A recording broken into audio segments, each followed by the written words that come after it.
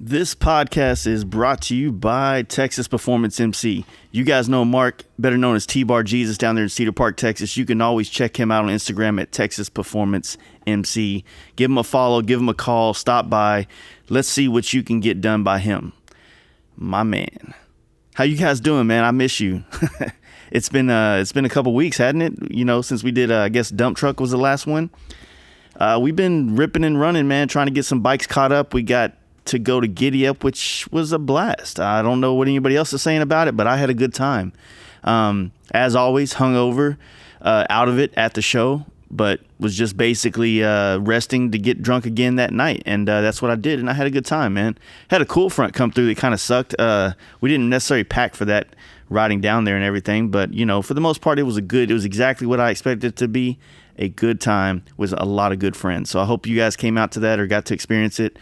For the rest of you guys in the country that don't get to experience stuff like that, you're in luck because we have a camp out.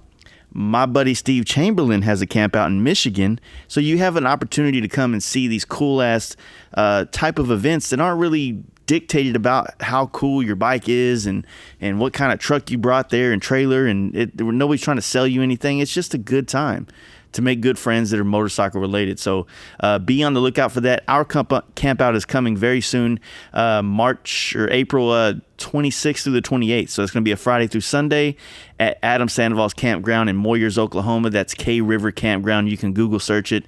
And basically, man, all you got to do is show up. Just bring a tent, show up. We are going to be, I don't know how I'm doing this, but we're trying to get some donations together to get some kegs. That way, me and my Anvil homies can just bring out a bunch of kegs and everybody can just drink. But of course, we all can't fund everybody else's drinking for the whole weekend. So we're trying to figure out a way to like maybe take some donations and bring out 4 or 5 kegs and just have a blast. So, maybe reach out to me on Instagram or some shit about that if you're interested. And that way we can see if that might be a possibility. But it's coming soon. We're going to be doing some good riding up through that Talamina Parkway. I'm really looking forward to it. Really busy, so I haven't had a chance to do a lot of marketing or any of that kind of shit. So you know what? Fuck it, man. I know my homies are coming, and I'm gonna have a good time regardless, and that's all that fucking matters. So if you guys you haven't hung out, you're planning on coming, just come, man. It's gonna be a good time. You're gonna be welcome. We camp all together in the same spot. We sit around the same fire, and we have a good time. And that's what fucking motorcycle shit's all about. So hope to see you guys there. I do want to thank D&D for being a sponsor of this podcast for the last quarter. This is going to be the last time you're going to hear about him on the podcast unless we have him on or whatever. But basically, a lot of our sponsors come on and they'll do it for a quarter or a year or half a year, things like that. And I just wanted to tell you, Rusty, thank you for helping me out, man, supporting this podcast, and really enjoyed, doing my best to try to sell you some, get your name out there and whatnot. So thank you, sir, and look forward to doing more stuff with you in the future. So want to thank you for that.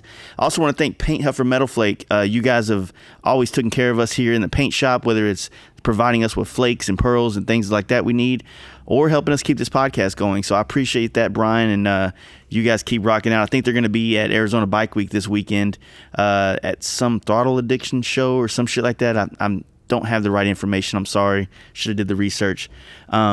But yeah, check him out. If you see Brian, he's going to be out there slinging flakes and pearls and all the other, razzle dazzle shit they do over there. So check him out. Paint Huffer Metal Flake on Instagram and painthuffer.com. I also want to welcome our newest sponsor, and you're going to be hearing about this guy for the next year.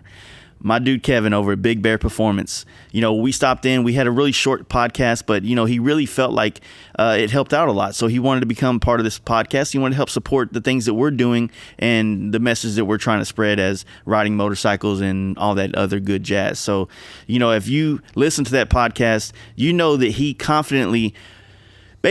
can confidently buy suspension from him for your Harley Davidson with the knowledge and the guarantee that he will buy it back if it doesn't perform like you expect. That's a bold statement, man. And I got suspension on the way. I am stoked to ride it. I should have it in the next week or so. I can't wait to go hit Talamina and just really put this shit to the test and see if it helps me. I know it will. I felt like I've been pushing myself to the point where I kind of have reached some of the boundaries, not all of them, but some of the boundaries of my stock suspension on my bagger. So I'm really looking forward to see what this is going to add to my deal. And basically what we're going to do is the drop-in front-end Olin setup and the piggyback rear shocks. But he was informing me that I didn't have to go the piggyback route. I could have just did the regular, typical shocks that Olin's has for the rear, and it would done just great. But, I want to be fancy, and I want all you guys to know I got piggyback shocks. So I did the other ones. So you guys all know you can go check him out at bigbearperformance.com. You can also call in at 909-478-7788. And just as always, tell them you heard about this on the podcast, and I'm really looking forward to, just all this shit. So thank you, Kevin, for coming on, and I hope you guys take the time to check him out. And also, these suspensions work on everything. It's just not baggers. The FXRs, the Dynas, all that shit, there's drop-ins for it. So just give them a call. Maybe you're on a fucking, Sport Glide. You got an inverted front end from Harley. There might be a kit for you. So hit them up, let them know. And let them know you heard from us. So that's all, that's how this works, right? I also want to thank you guys for checking out this podcast and continue to support our Patreon, man. It's growing and it's helping things happen. And I'm learning from my, doing this and about scheduling people. And I made a list of all these people I want to talk to, and I'm going to start trying to schedule a trip to Arizona or fucking, Chicago or whatever, and try to bring a lot of guests on you. But, it's happening, and I appreciate you guys with your patience and all that good shit. So you can always go to our website, fastlifegarage.com. Front page, there's a Patreon link, and all you gotta do is do $1 a month, man. It helps keep this thing going.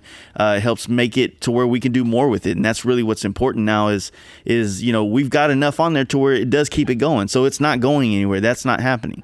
But by growing it, it allows us to do more. It allows us to go further, stay gone longer, get more guests on, just all that good shit. You know what I mean? So I appreciate you guys doing it. And if not, just check out our sponsors and let them know you heard about them through here. At least follow them on Instagram. You know what I mean?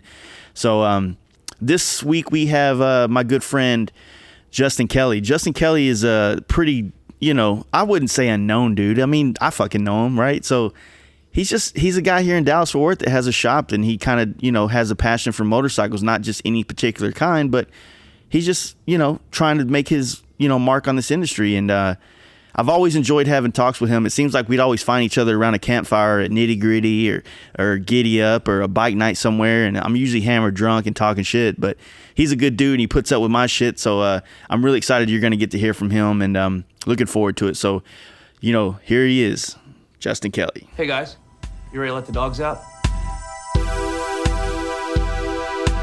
Fast Life Podcast. Mine's 40 by 60, same installation, same setup and everything. Yeah. And I've got just maybe a hair bit bigger than that. Got a 10-gallon tank on it, and I'm that same way. A 5-gallon jug, get me through the day. If I fire it up in the morning and heat the building up, I get the building nice and warm, and it does all right. I imagine you probably retain heat a lot longer in here. Well, A, it's a little smaller, and then B, I've got big ridge vents. Oh, at the top? Yeah, at the very top. So the heat lets out. I mean, from 60 foot long, I've got 3, well, it ain't 60 foot. I've got 3, 12 or 14 foot span ridge vents in the top. And got these big chains hanging out, and you can pull them closed, but they don't seal. You know what I mean? So I lose a lot of heat out of those, and then on one of my gable ends, I've got I guess south gable end, I've got a big exhaust fan.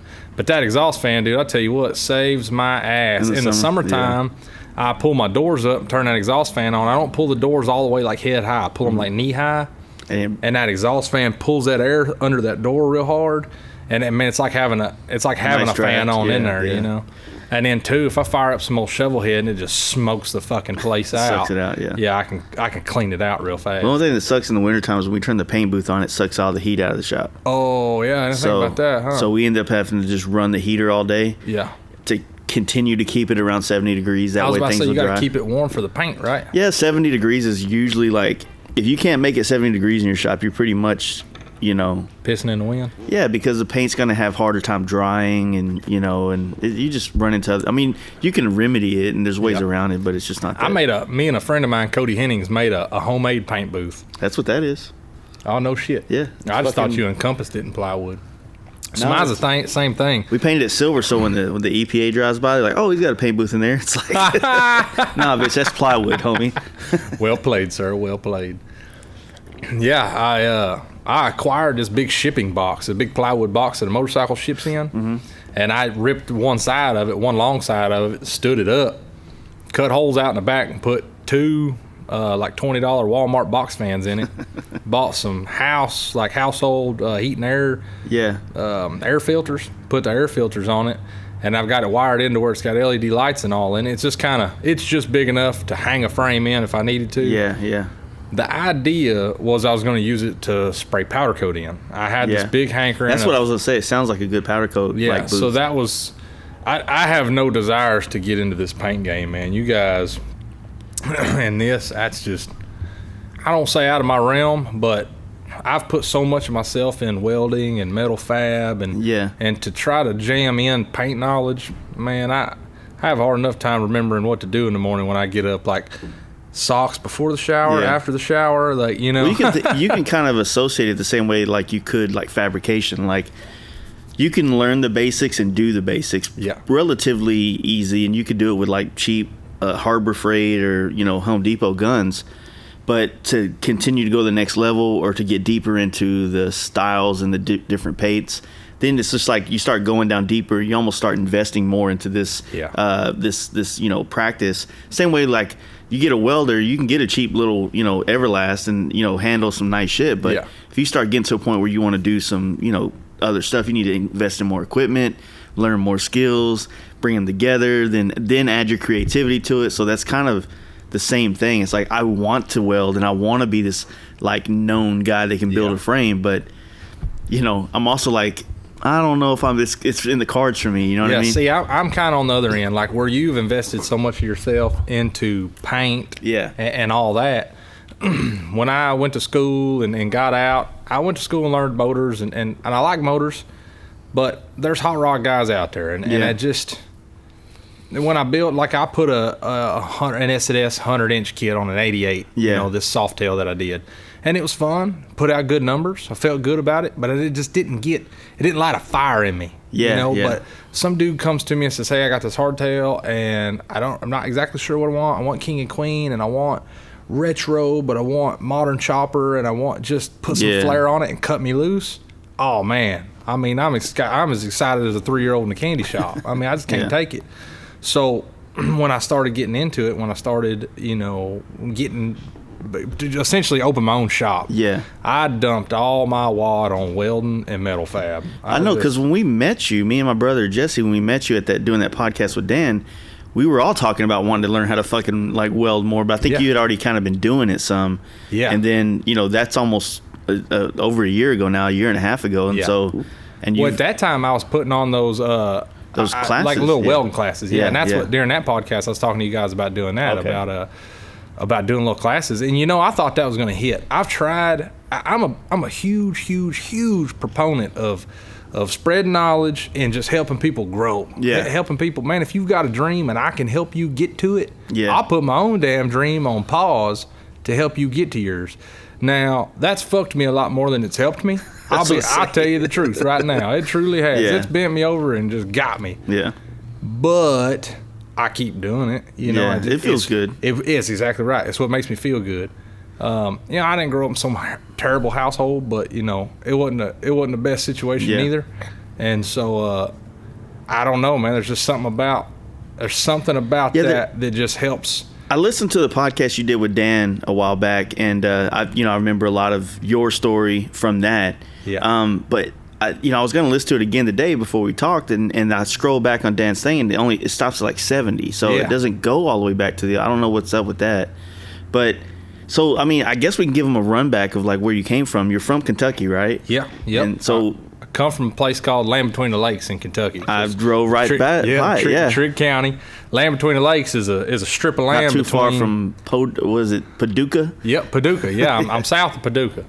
My old man, he's got 2 Harleys. They both come from Four Rivers Harley in Paducah. But anyhow, I come from Trigg County, which is the south side of the lake. Land Between the Lakes is technically like a state reserve. You can't actually have residents in Land Between the Lakes, but that whole area, anything that touches the lakes is pretty much considered. Isn't that like right on the border though of Tennessee though? It is.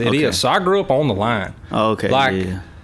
for instance, I went to school in Kentucky, but we go grocery shopping and go to the mall to buy tennis shoes in Tennessee. Yeah. You know, so it was, you know, back and forth. My mom was from Tennessee, and then the man who raised me, the fella I call my dad, he's from Kentucky. And so he still lives there in the same house I grew up in. You know, we got a family farm out there, and my oldest son still lives in Kentucky with his mom. So every 3 weeks I go back to Kentucky. So when everybody's always like, man, you travel a lot. There's a lot of FXRs in that area. Oh, yeah. I see them on Facebook Marketplace all the time. You know, it's funny. You know, you can pick certain kind of things. Like I've got a couple of square body Chevys. And I got a 49 5-window Chevy too, a 3100. Yeah. It was my dad's very first truck. But you go back there and you can find those things all day long, you know, and FXRs and shovel heads and things like that. They're everywhere. But it's because those, in Dan's podcast, I talked about it. In Kentucky, there's two ways of living. You're either in a coal mine or a cornfield. If you're in a coal mine, you smoke methamphetamine. If you work in a cornfield, you're making corn liquor. But either way, you've got to have a side hustle if you want to make it. Yeah. You know, it's such a hard way of living. Yeah. And people say, oh, man, you left Kentucky. It's so beautiful. You're damn right it's beautiful. I mean, that's God's country. It's a bluegrass state. But it's so hard to live there, man. You know, I got out in the military and I traveled around and I got to see something so much more than just that town and realize, like, oh, man, like, it's Smallville over here. Exactly, you know? yeah. So. Do you think you had, like, a little bit of a wanderlust when you were growing up at all, or what would you say? Man, you know, growing up around there, it's the same as everybody. Everybody's got that same mentality of, like, this is what the world is. You know, every town in America has got 300 people. Yeah. Everybody knows everybody. You know, I from kindergarten to graduation walked in the same front door at schoolhouse. Shit. Yeah. I saw that on, like, old school movies and stuff. Yeah. You know, people don't believe it that it's still out there. Yeah. And my son today is going to the same school I went to. Now, they've added another building, but it's all in the same spot. Yeah. You pull up to the same front door to drop everybody off. You know, so. That's crazy. Yeah, it's wild as hell now that I've lived in Orlando and Seattle and here and there. You know what I mean? Like, it's just mind-blowing. The high school I went to in Duncanville at one point in the early 2000s was the second or third largest high school in America. Oh, shit. Yeah, and it's not even in a major city either. Just they built a big-ass school. It's Texas. I couldn't imagine. I get mind-blown when I have to go to Dallas to go to the mall. Yeah. You know, I just stand in there like, there's an ice skating rink in here?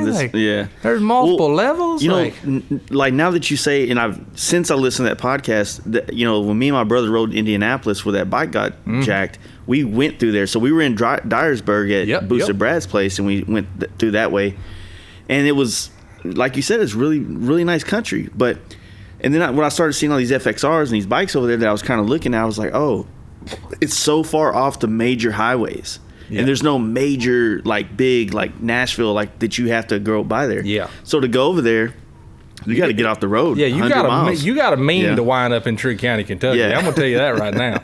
Because when I go home, you know, every three or so weekends to see my boy, you know, it's like that. You know, I'll take 30 to 40 into Tennessee, but then I cut up, and I mean, it's just all backwood after that. But, you know, we're talking about the FXRs and the old trucks and things of that nature, because I love hot rods. I doubt I'll ever get to the point, or at least not as a young man I want to, where I'm fooling with hot rods, but boy, I love old trucks. Yeah. And but what I'm getting at is there are a lot of them things there because it's not by choice. Those guys would love to have your 18 Road Glide and all that fancy shit. Yeah. But they can't afford it.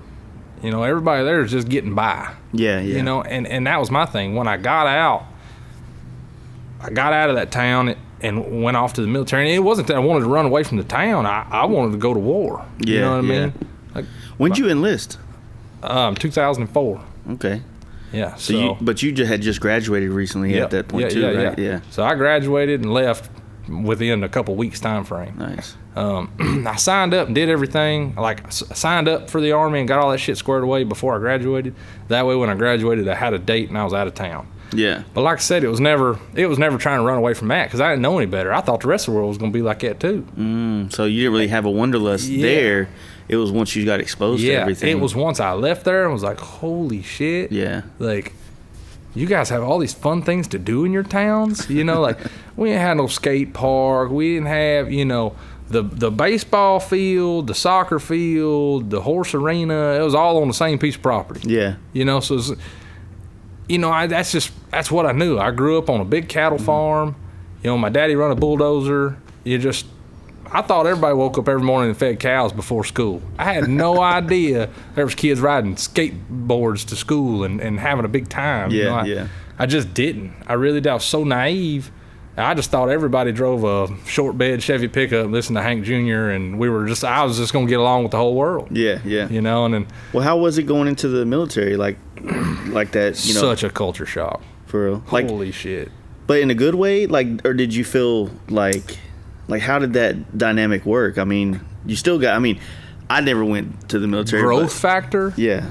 As a man, huge. And I don't mean going to war and all that shit. I mean, correct me if I'm wrong, your ex-wife or ex-girlfriend, she was African-American? Yeah, both of them. Okay. Both my kids. Well, there you go. Yeah. You see, I stutter there a little bit because you got to figure out the right word to use. Yeah, I gotta figure out how to navigate that, if you will.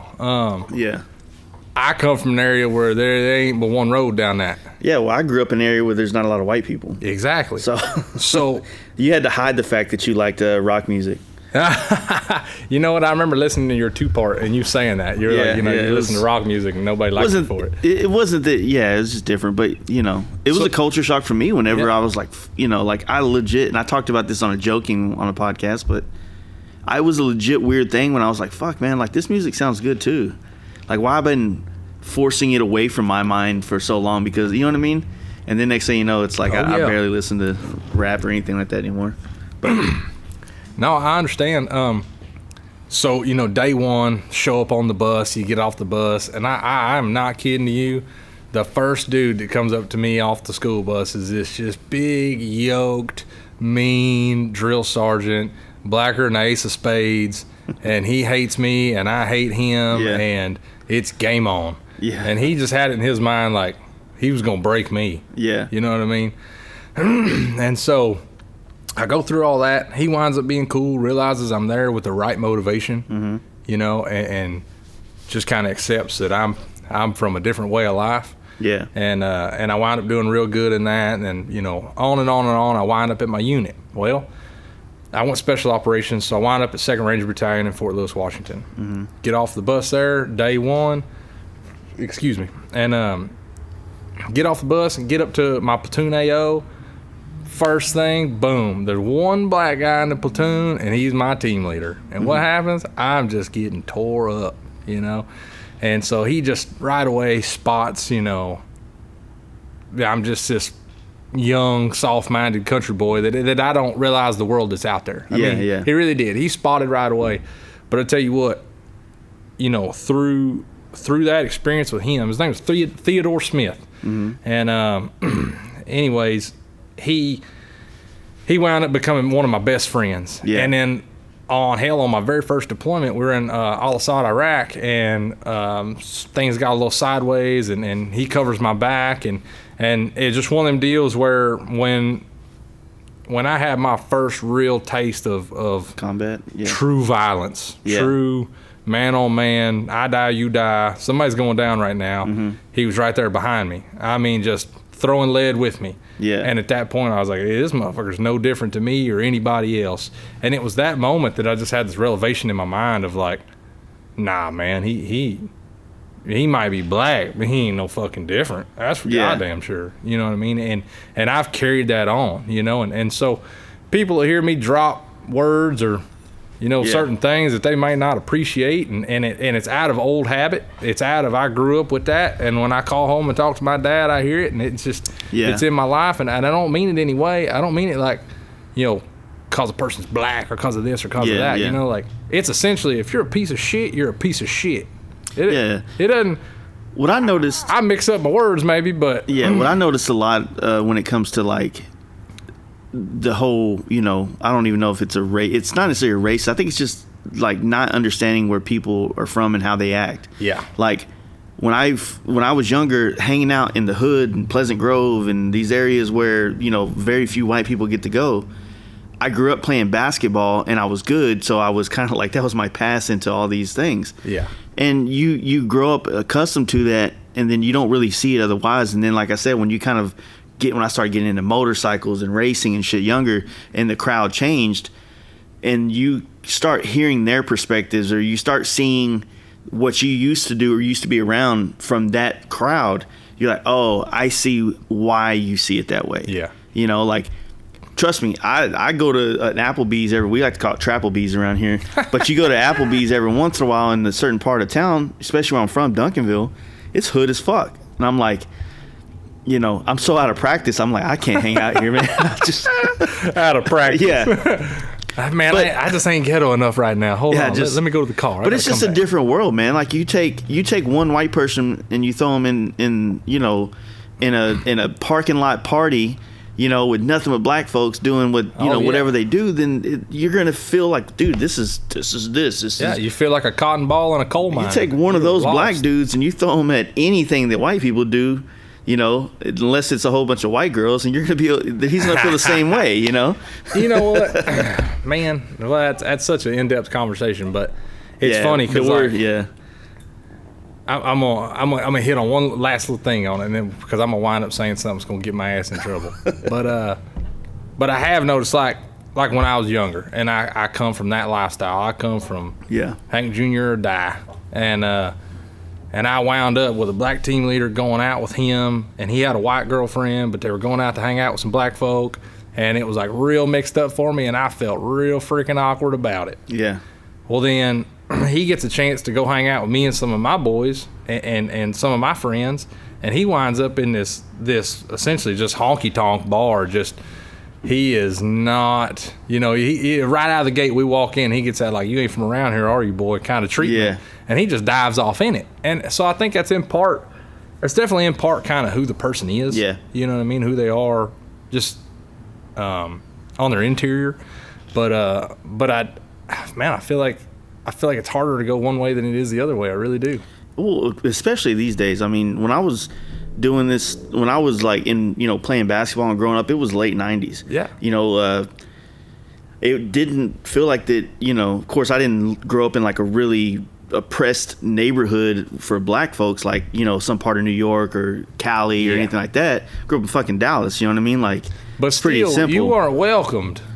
Yeah, I think it was easier. It was easier to like commingle back then because, you know, it's just it wasn't as, you didn't have social media to fuel racism. You didn't have that to fuel ideologies, and you know, like we knew shit was, you know, like I don't know, man. Like I didn't feel like it was a topic of conversation. Like when we went to school, like you had to.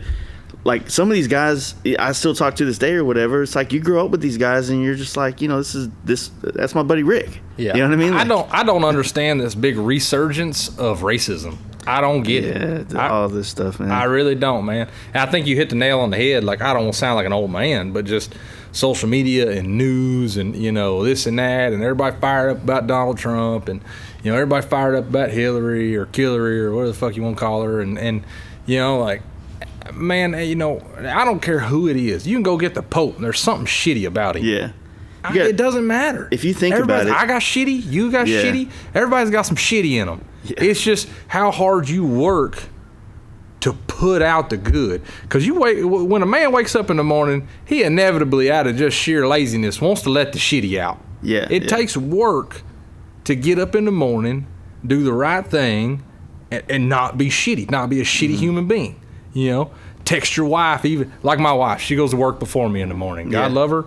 She's man, strong, dude. I don't understand. So I make it a point to text her in the morning. But you know, it's that I gotta wake up and do it. Now I've done it for so long that on the mornings I wake up and I let my shitty out and I don't text her. I get to, hey, what's up? Yeah, like, we got beef. Yeah. So now, I mean. But that resurgence of racism and just the way that things are, man, like I feel like the entire world is just right now is kind of like leaned back with that shocked look on their face, and they're all just watching the train crash. Exactly. Yeah, that's what it feels like too. You know what I mean? Like everybody's just like, oh shit, it's going down. Well, somebody pull the fucking brake.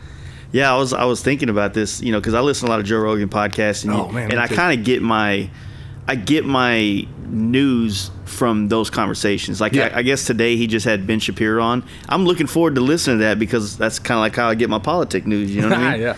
But you know, like back in the day in the 90s and stuff, like we watched or at least, you know, I'm 36, so we watched MTV. We had Yo MTV Raps, and then we had Beavis and Butthead. We had these things. Yeah. And the only time we ever would see news pop in is like, you know, that bulletin update, and it was just a quick thing, and it was just like down low. Yeah, and it was relative. You had to make a point to look at it. It was relative to, you know, whatever, you know, like the culture of music and whatnot. Yeah. But you know, now it's like I'm on Facebook and I'm scrolling down, and there's, you know, all this propaganda. Who knows if it's true or not? And it, you know, there's so many gullible people out there that just get off. You know, it's almost like they want that assurance, like, oh man, I knew black people were weird as fuck, and now this makes me feel like all of them are just lying. You know, was this Jesse Smollett case or whatever?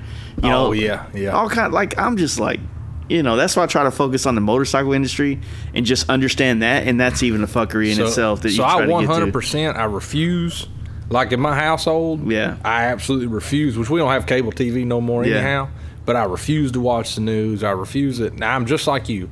Any news that I get is from a podcast, and primarily from Joe Rogan, you know, because he does end up being a little more political, you know, or at least some of the guests he brings on. He stays in the middle as much as he can. I don't think he picks a side, but he definitely touches on politics a lot. So I don't get involved in it, man. I'm not blue, red, you know. I'm just a...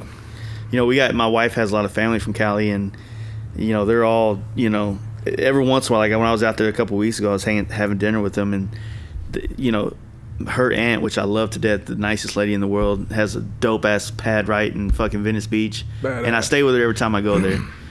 But, you know, her husband passed a year and a half ago, so, you know, when I come over now, it's like we talk a lot, you know what I mean? And, and she kind of started getting into the dump on, she started getting into like the Trump conversation. I'm like, I'll be honest with you, I don't fucking know. I was like, I know everybody on this side of the country hates him, but where I'm from, it's a little bit different. You know what I mean? Like, people see the world a different way, and I'm like, you know, the best way to, you know, I told her, it's like the way I see it is, the shit works for your area. It doesn't work for all the areas. You know, like some of that stuff that y'all do here in Cali, it just won't fly in our economy and our way of life in Texas, because, and I'm sure it's even different from Texas to Kentucky, and definitely from Kentucky to fucking New York. So it's hard to like mandate or to push one idea or one system across, you know, the whole United States on everybody. You know what I mean? So that's why, like, I do agree that having like you know, let the states kind of run themselves, because technically the state is more in that's tune. how I feel about it too, man. I mean, I understand we need a president, somebody that can put, you know, somebody with the authority to put a state in check if they start to get out of hand. Somebody's got to be, you know, you still need a school principal. Yeah, exactly. You know what I mean? And that's the way I like to see it. I like to see it as the president's the principal, and each state's got a teacher that's running shit. But you ever looked at like the you know, like the electoral vote maps? You know how they'll have like the red and the blue counties, and you look at Texas, and every fucking city that's big is blue, but there's so many smaller counties that actually make up a bigger percentage. That are red, and it literally is just the difference between living off in the cut versus living in the city. It's a different world. You know what I mean? And you're absolutely right. You know what's good for California truly isn't good for Texas, except for they should allow lane splitting. True. Maybe chill on the fucking weed stuff. That's becoming. But all the other stuff. I support weed. I support lane splitting.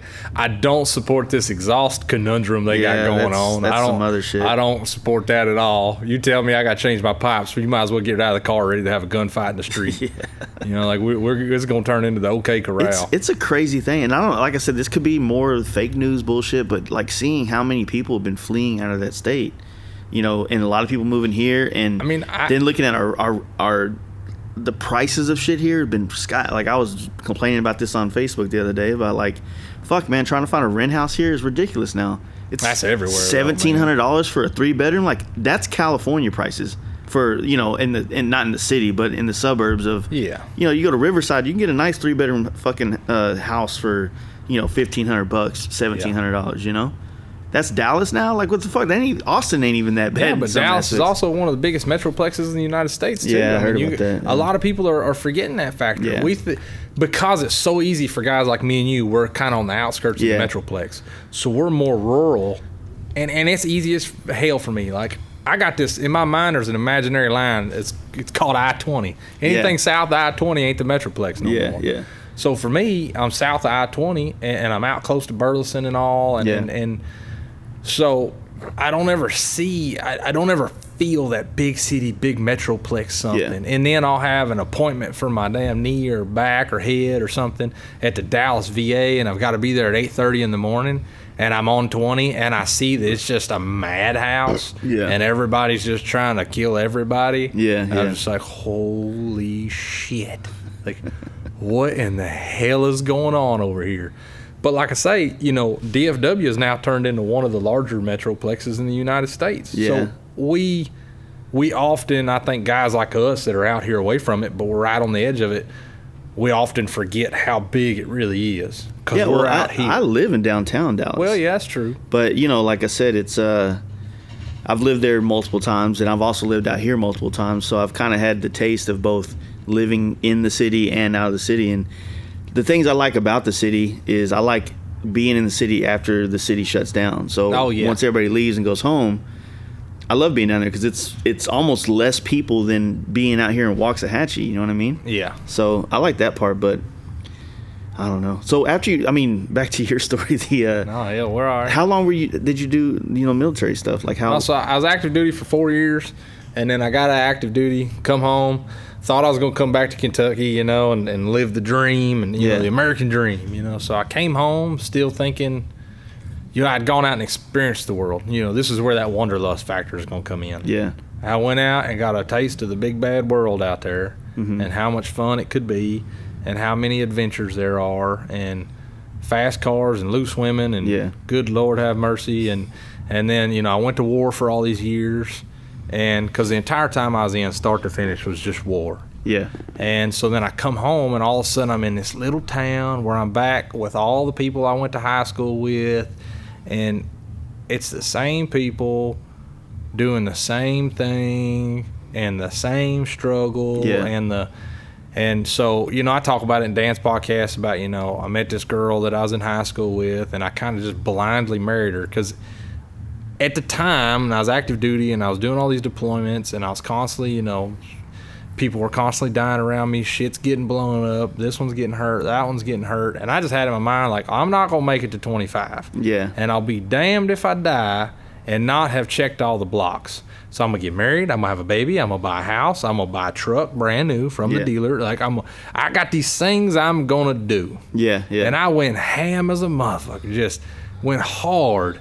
And ran out and just got married. Boom, baby. Boom, truck. Boom, house farm. Boom, another house farm. Like just getting it. Just dumping everything I had. And because I was certain I wasn't going to make it to see the end of it. Yeah. So I was going to build this family, set them up, get everything ready, and boof, I was done. Well, all of a sudden, I get to my time of like I've done my first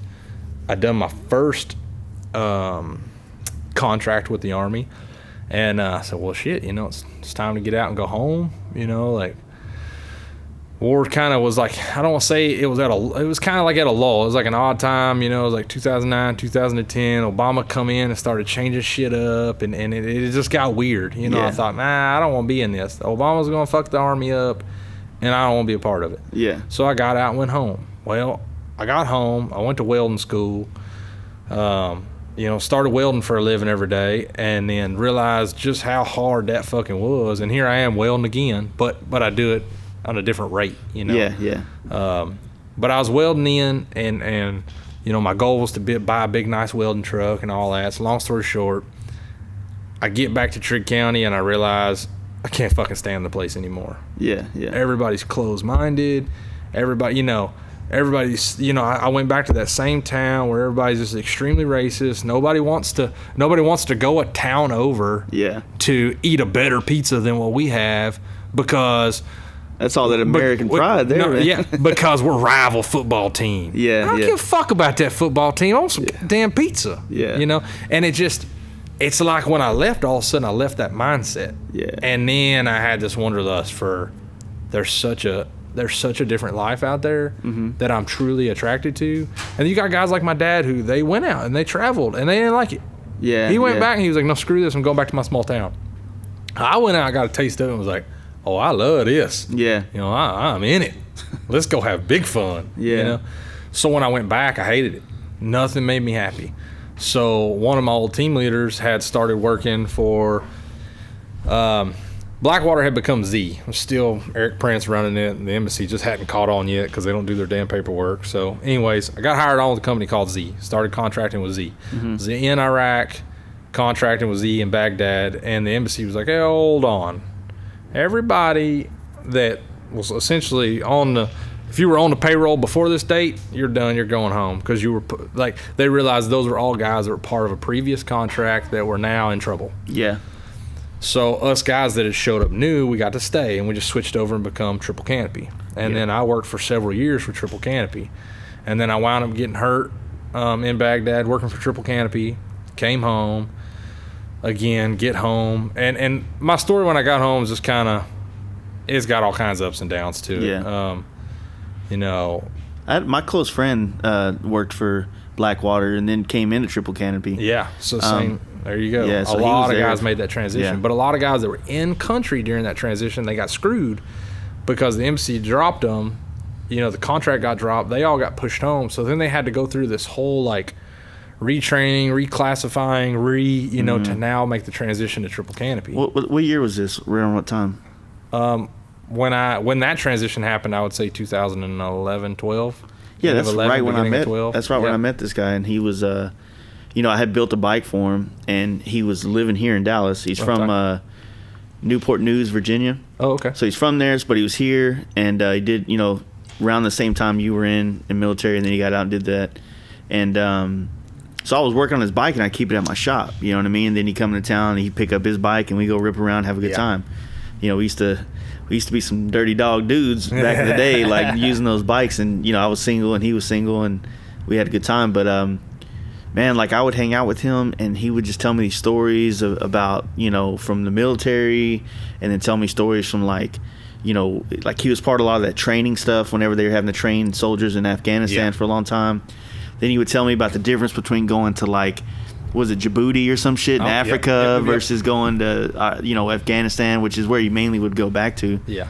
And he just tell me all these crazy stories. Like, man, like that shit is fascinating to me, because I didn't have a wanderlust when I was a kid, man. Like I was kind of like you were saying, like the world was big because I lived in just 10 miles out of downtown Dallas. You know what I mean? So I saw the world, and how big it is, but we didn't have social media to kind of like entice us with, hey, there's more. Yeah. And I wasn't, traveling, and I wasn't in the military, and I don't have family all over the country. Yeah, it's exactly right. Like, guys of our generation, we didn't grow up with any exposure of the outside.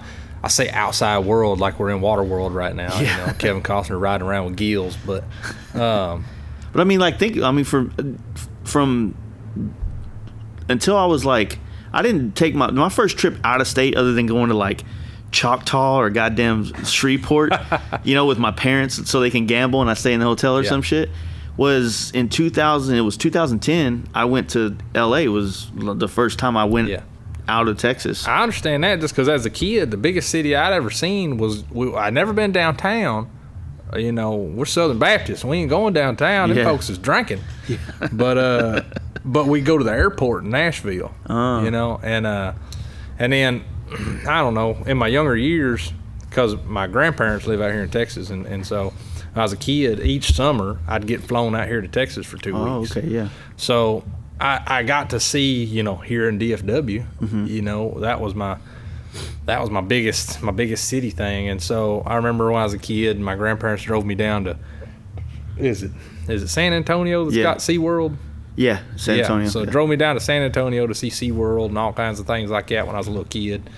And I just remember that road trip through Texas, I fell in love with it. And so I've always wanted to be here.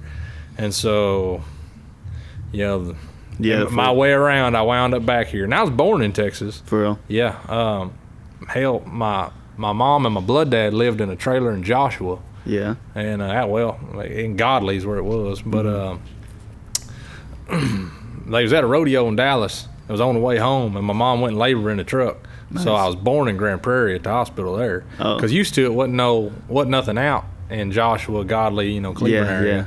my baby that was just born, Forrest, we had him at the birthing center in Cleburne, right there off 67, which it's fairly new. Yeah. I thought that was kind of cool that I was able to have my son, you know, right next to where I was born, the first house, you know, I lived in. I was come out in Grand Prairie, but, you know, first house I went to. So that's kind of a neat thing. But yeah, so I come home I get hurt contracting.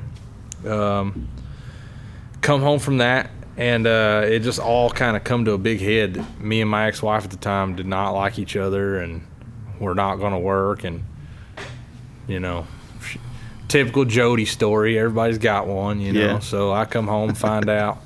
I had a stepson, and I come home, find out she'd been fooling around with his dad. And so I was on these pain pills, and then I found out, you know, I've always had a love affair with Jim Beam. Yeah. And then I find out Jim Beam and them pain pills, you have a real big time. And then things got out of hand, and so I wound up getting in trouble in Kentucky. Go jail for a little bit, and then when I get out, I got sent to a mandatory in-house rehab, so kind of like a halfway house, you know. But part of my early, you know, which I was only in county. I don't make it sound like I went to a federal penitentiary or nothing like that. But my early release, if you will, was only if I would go do this 90-day in-house rehab. But I had to do it out of state. I wasn't allowed to stay in Kentucky. Yeah. And to be 100% honest with you, I've had such a sour taste in my mouth ever since. You know what I mean? But yeah. Anyways, I because my grandparents lived here in Texas, I came here to Texas to do my rehab. So I came and did rehab here in Texas. Finished rehab, and a buddy I was served in the military with, I just hit him up and was like, I knew he was out. I just hit him up and was like, hey, I just got out of rehab. I got this old Ford pickup and a 71 shovel head. Like, where are you at? Let's do this, you know? And so he had just got to Orlando, Florida, and he said, man, me and another buddy, John, are down here in Florida, and we're going to go to MMI. And, you know, I've got this house. I've got a spare room. If you can get here, you're good when you get here. You just got to get here. Yeah. So I said, shit, all right. I looked at the money I had in the bank, called my dad, and was like, hey, you know, because I got in trouble on multiple assault charges, that kind of a different story, but as that booze and pills, you know, it let the demon out. I wasn't allowed to go back to my town unsupervised. So call my dad. My dad calls the sheriff. They set it up to where I can go to my house and get my clothes, get like what I can get. So I get there, and the county sheriff tells me, he says, you got 1 hour and you can get what'll fit in that truck. So I just start grabbing, you know, like important shit, you know, like my motorcycle stuff, anything motorcycle related. I gutted all that. So next thing you know, I've got a 99 CR 250 in the bed of the truck and a 71 shovel head, just tires and parts and pieces.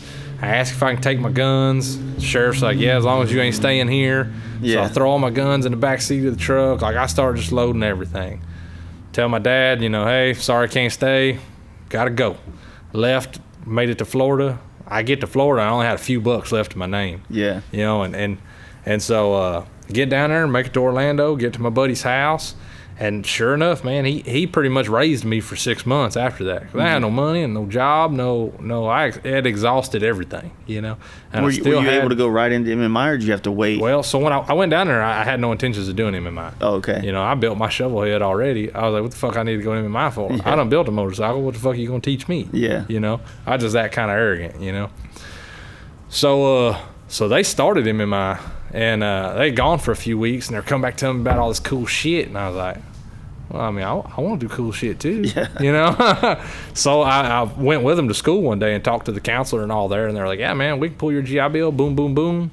Shit, when you want to start? So I started the next week, bam. Nice. Started right into it. Used my GI Bill, started in school, and I went in there with this false illusion of I was just going to do early model. You know, I just wanted to learn the old bikes. And then Harley was like, no, motherfucker, you don't get to learn. And rightfully so. Harley Davidson wants to put any efforts they have invested in this situation into you learning new shit, because that's what's going to make them money. Yeah. So you have to do all the classes, no matter what. You got to do them all before you're allowed to do early model. So I wound up learning from 1936 to 2016. It was 2015 at the time when I graduated, but 2016 models that come out, and so they had all the service bulletins and everything out for the 16s. So I was technically certified to 16, which now, you know, I don't work at a dealership. I don't do the PDIs or all that shit that they have on the computer. So technically not certified in that crap anymore. And I'm okay with that. When I was going to school, I worked at a dealership, couldn't fucking stand it.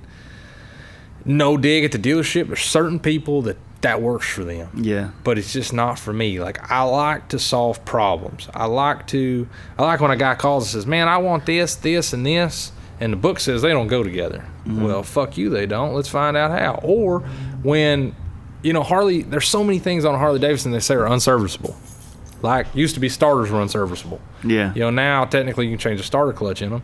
But like, you know, that used to be a non-serviceable item. You had to get a new one. And so I was working at the dealership.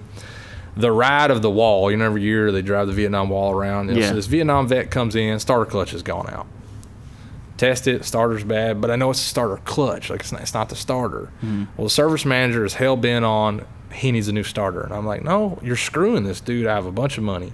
Yeah. You know, and the service manager's like, look, you know, the service manager realized, should I say, he figured there was, or my opinion, fuck, I hate to stutter on you, but he wanted to make money on the part. Yeah.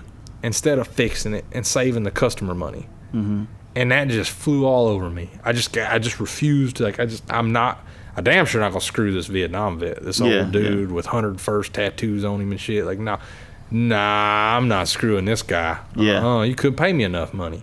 I got more pride in myself as a man than that, you know. So service manager's like, you're gonna change the starter and get that man his bike and get going or whatever, you know. So we get in this dispute about, you know, starter versus starter clutch.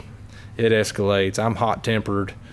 I wind up going hands on. I lose my job. Yeah. So I went and worked at an aftermarket shop. That aftermarket shop wound up being a blessing. I had a ton of opportunities. I was able to work with some real cool people. I got so Speed City Cycles in Orlando, and you know, they closed down right after I left. But that place was an amazing stepping stone for me at the time. It introduced me into how the aftermarket world is, when it's done right, is let's fix it.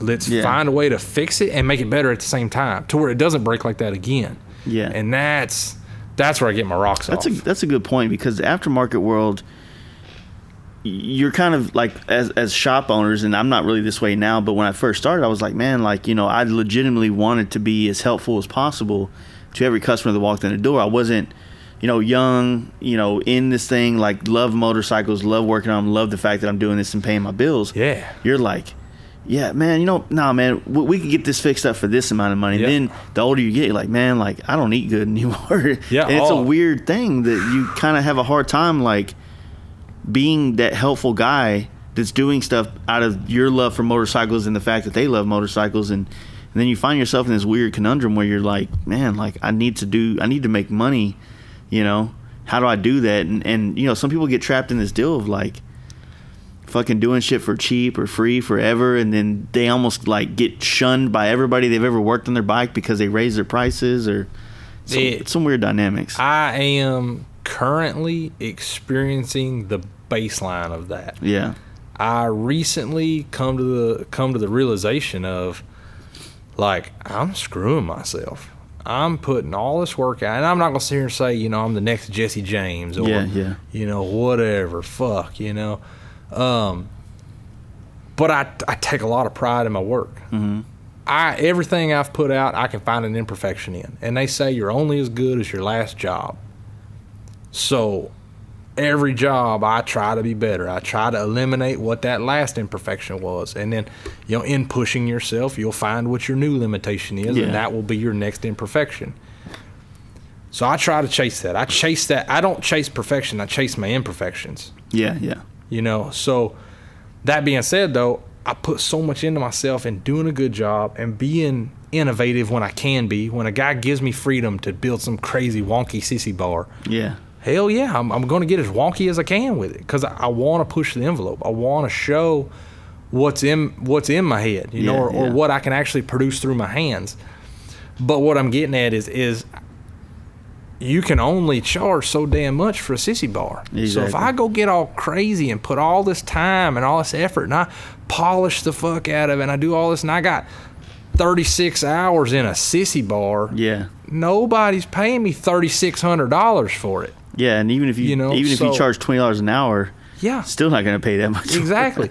Guys are like, hey, look, dude, I could have bought one online real cool and already chrome for $250. So that's where the cap is. And I realized I was screwing myself. I really was. But for me, I had to find the line where, and I hate this. This is the one thing I hate about, and it's any industry. It's not just the motorcycle industry. But you have to find the line between your happiness and screwing yourself. And that's what fucking sucks. Is why can't I give somebody my absolute best and be paid accordingly for it? Yeah. But you as much as it sucks, and I don't like saying it because I feel like all I'm doing is now I'm on that bandwagon where we're all just sitting back watching the train crash. And I refuse to just sit and watch the fucking train crash. That's why I do that morning motivation shit. That's why I try to pump people up. That's why I try to tell people they're good enough. That's why I try to do these things, Like, fuck it. False motivation is better than no motivation. Yeah. Some days I wake up and I spend the first 30 minutes like just staring in the mirror, like wondering which one of my ropes in the garage I'm going to swing from. Yeah. But I'll finally break through that moment. I finally get on the other side of it, and I say, nope. My like, that's my shitty coming through. We go back to the shitty. Like, that's my shitty coming through, and I don't let it fucking happen. Mm-hmm. So, like today, I put some shit on Instagram on my story, just telling people, like, you are good enough. You're good enough to do what you want to do. Mm-hmm. But you're only going to do what you really want to do. You got to want it. You're not just going to get up and do it just because. No one's ever done that. Yeah. Period. So... when I have those low moments for myself, I try really hard to just push those. Like, okay, my low moment, I want to be everyone else's high. Yeah. I want my moment where I thought, man, fuck it, I'm swinging today. Like, let's do it. Let's just tie that fucking knot. Like, I get fucking mad about something and I just get fired up like that. And I know it's not the way to be, but it's what happens. It's just how it is. Like it, love it, or hate it. Yeah. So I try to take that and revert it into something where I now know in my head and heart that I've done positive for someone, and whether it's me trying to make right on all the wrongs I've done or the years of war or, how I've hurt people or how because I ain't always been a good person, and I ain't gonna sit here and tell you I am now, you know what I mean? But all that being said, that my love for motorcycles is so great that I'm truly willing to screw myself to just stay involved, to just keep fooling with them. I think that's everybody, man. I think that's anybody who's exceeding in the industry. I mean, there's generations of builders that's come through that did it at the right time. Yeah, and absolutely. They were able to build a cushion or build a brand or build all kinds of shit that could float them. Like. You look at the last big chopper phase of the early 2000s, and you see the people that were, catapulted into stardom and a lot of that from TV and stuff like that. And now it's like, obviously our attention span's smaller, so you could do just as wilder, if not 10 times wilder shit, more creative, more better, ride further, be more about this biker life. But the attention span of the people that made those guys popular, we're used to that shit now. Like, motherfucker, you got to ride a bike to the moon if you want to get my attention. Yeah. So, like, I take a lot of pride in that. Like that Softail out there got 80,000 miles on it. Yeah. It's only a few years old. So it's like, I ride the fuck out of that thing. Same as yours. That's another thing that I've been finding myself like fighting with in my head is this. I told Garley was over here yesterday picking up Adam Garley, good friend of everybody. I was like, dude, I realized that I'm a fucking millennial, like legit millennial. Why do you say that? Well, because of, like the last like couple of months, I've really been trying to not be on social media as much. Okay. Like I used to have to post something once a day. Like I was just like, anxiety. I'm not posting something today. Like people are going to stop following me or some gay shit like that. Right. Yeah. And the more and more that I've started to realize in my own personal, like, just like nitty gritty. You remember I was drunk as fuck, just talking out of my ass all night. Yeah. I don't really want to be that dude. And the shit that I get super riled up about is fucking stupid. It makes no sense. It doesn't, whether my point is good. That to me confirms your passion, though. Yeah. That I don't necessarily think that it's stupid. Should you maybe get as fired up? No. But I think that's also like 13 Dos Equis getting fired up. Yeah, I don't think sure. that's Jace getting fired up. I think you're just a portal. Yeah. But what I'm getting at though is that's to me initiative and passion. Yeah. You know what I mean? And so I get that way about shit. Like I have no home in the motorcycle industry. I ride a fucking Softail, and people talk mad shit on, and I'm talking about old school Softail, not this new mono shock shit, like a true Softail. Not a Dynatail. Yeah. So, but people talk mad shit on Softails and mad shit on Sportsters and this and that. But my thing is, like, my bike's 2.3 inches off the ground. I got 17-inch handlebars, a shaved seat. The suspension's locked out, so it's pretty much hardtail. Yeah. It has a shock down there, but it's jam nut. It locked it out, so it doesn't fucking move. Yeah, it's like a rigid. Yeah, so it's a rigid with giant bars and no seat. And, I've put 8,000 miles on it just like it sits. I mobbed 120 miles an hour to New Braunfels and back. Yeah. You know what I mean? Like, I'm just rape that thing like a prison bitch. Every time I get on it, I just raise hell. This guy that came by here right before I usually don't have my door open and that people see bikes and shit. Oh man, you do bikes? I ride bikes. And then I get wrapped up in these conversations. This older guy comes in. He's like, man, I ride a 03 wide glide Dyna. I was like, it's a good Dyna, not a good frame, but a good Dyna, And he was telling me his wife rides this, and they ride all over the place, and all his friends don't ride anymore. And they're like, man, you can't ride that bike over here. And I was like, you know what?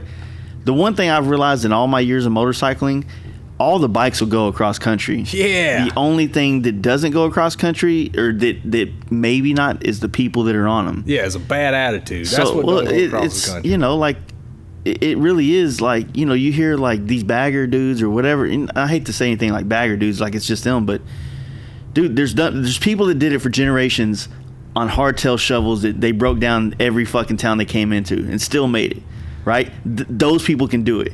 There's chicks that do it on Sportsters, and they also have Dynas and other bikes too, but they've also done it on Sportsters for the last couple of years, so it's not the fucking bike. I like how you got real PC there. Yeah, just trying to please the three chicks that listen to this. Make sure you cover the Litas and everybody, and but the ladies ride out. All it is the fucking people. There's people with baggers that have nicer trailers in their baggers, and that's their gig.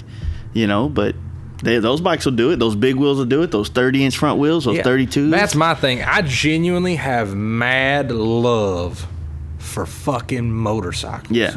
I raced dirt bikes as a kid, went all the way Pro-Am. At 17, I went off to the military. I didn't keep racing dirt bikes. Yeah. But I raced all the way up to racing Lorettas and some big fucking races. You know what I mean? And I did a really good job, and I was super proud of that. But that, I just learned at a young age that yeah, unless you're one of those few dudes who actually make it, you know, there's not many Jeremy McGrath or Chad Reeds or Ricky Carmichael's out there, man. Yeah. So I just accepted real quick, like, hey man, like, I'm probably not one of those guys. I just have a genuine love for going wide fucking open. So we could get on Vespas right now and mob to downtown, fun. and I would have a fucking blast. Yeah. Because I'm on two wheels and I'm raising hell and I'm doing dumb shit with my homies. Me and you could go out on literally beat up mopeds and have a blast. Yeah. Or I would. You might be embarrassed, but I'm gonna have a fucking blast. I've had fun on those things. I've actually wanted one forever. So that's my thing about it. And people get so wrapped up in certain scenes or certain cliques or certain things like that, and I don't give a shit. You'll always see on my post on my social media, I have a hashtag that says big, small, skinny or tall, we build them all. And I always say we just because I feel like a fucking narcissist saying I because it's just me in there. I do that too a lot, and then sometimes like, well, nobody else works here, so I'm like, what the fuck am I supposed to say? That's his own conundrum. I thought I'd drop in there. Yeah. Us at the shop. So you'll see me like I'm writing something. It's like I, we, I, where, I, we. Like I don't know where to fucking be. Yeah, exactly. But what I'm getting at though is people get so hung in a click or a this or that, you know, and they're chopper, and so when they get chopper, if you're not riding a true Harley crankcases, oh, that right side doesn't match that left side. You know what? How about you get you a big old glass of fuck off? Because I'm gonna ride the shit out of this motorcycle while you and your two intermediate boyfriend girlfriends over there are gonna load that fucking thing on a trailer, and carry it home. You know, and I don't get into that. Yeah. You know who I'm fucking clicks with? Any motherfucker riding their motorcycle. Yeah. You know, like, I'm down with anybody who's just riding the fuck out of that thing. And not everybody's got to be doing wheelies and burnouts, and just not everybody's got to be a fucking stunt master. Not everybody's Jason Pullen, just like not everybody's fucking Jeremy McGrath. You know what I mean? Like, it's not for everybody. You know, there's guys that get on their bikes and do 300, 400, 500,000 miles, and they never once see what red line is. Yeah, there's so much carbon on the top of their piston you could build a campfire. And I guess that's what they're riding their fucking motorcycle, and that tickles the shit out of me. I just get motivated about it, man. And I guess that's what I was kind of getting at, is that, you know, and I kind of touched on it this last podcast we did with the dump truck dude, is, you know, that was a good one. When I rode out to Cali this last time, it's like my intention was to do all this videoing and all this other shit, and, you know, of course I just didn't feel like pulling over to do it. Yeah. There's like this struggle in my head where it's like you're constantly, you know, I've built my business on social media. Yeah. And I'm constantly feeling like I should be doing something, like almost like like an unattended garden. Like, fuck, man, this shit's going to wither and die if I don't fuck with it.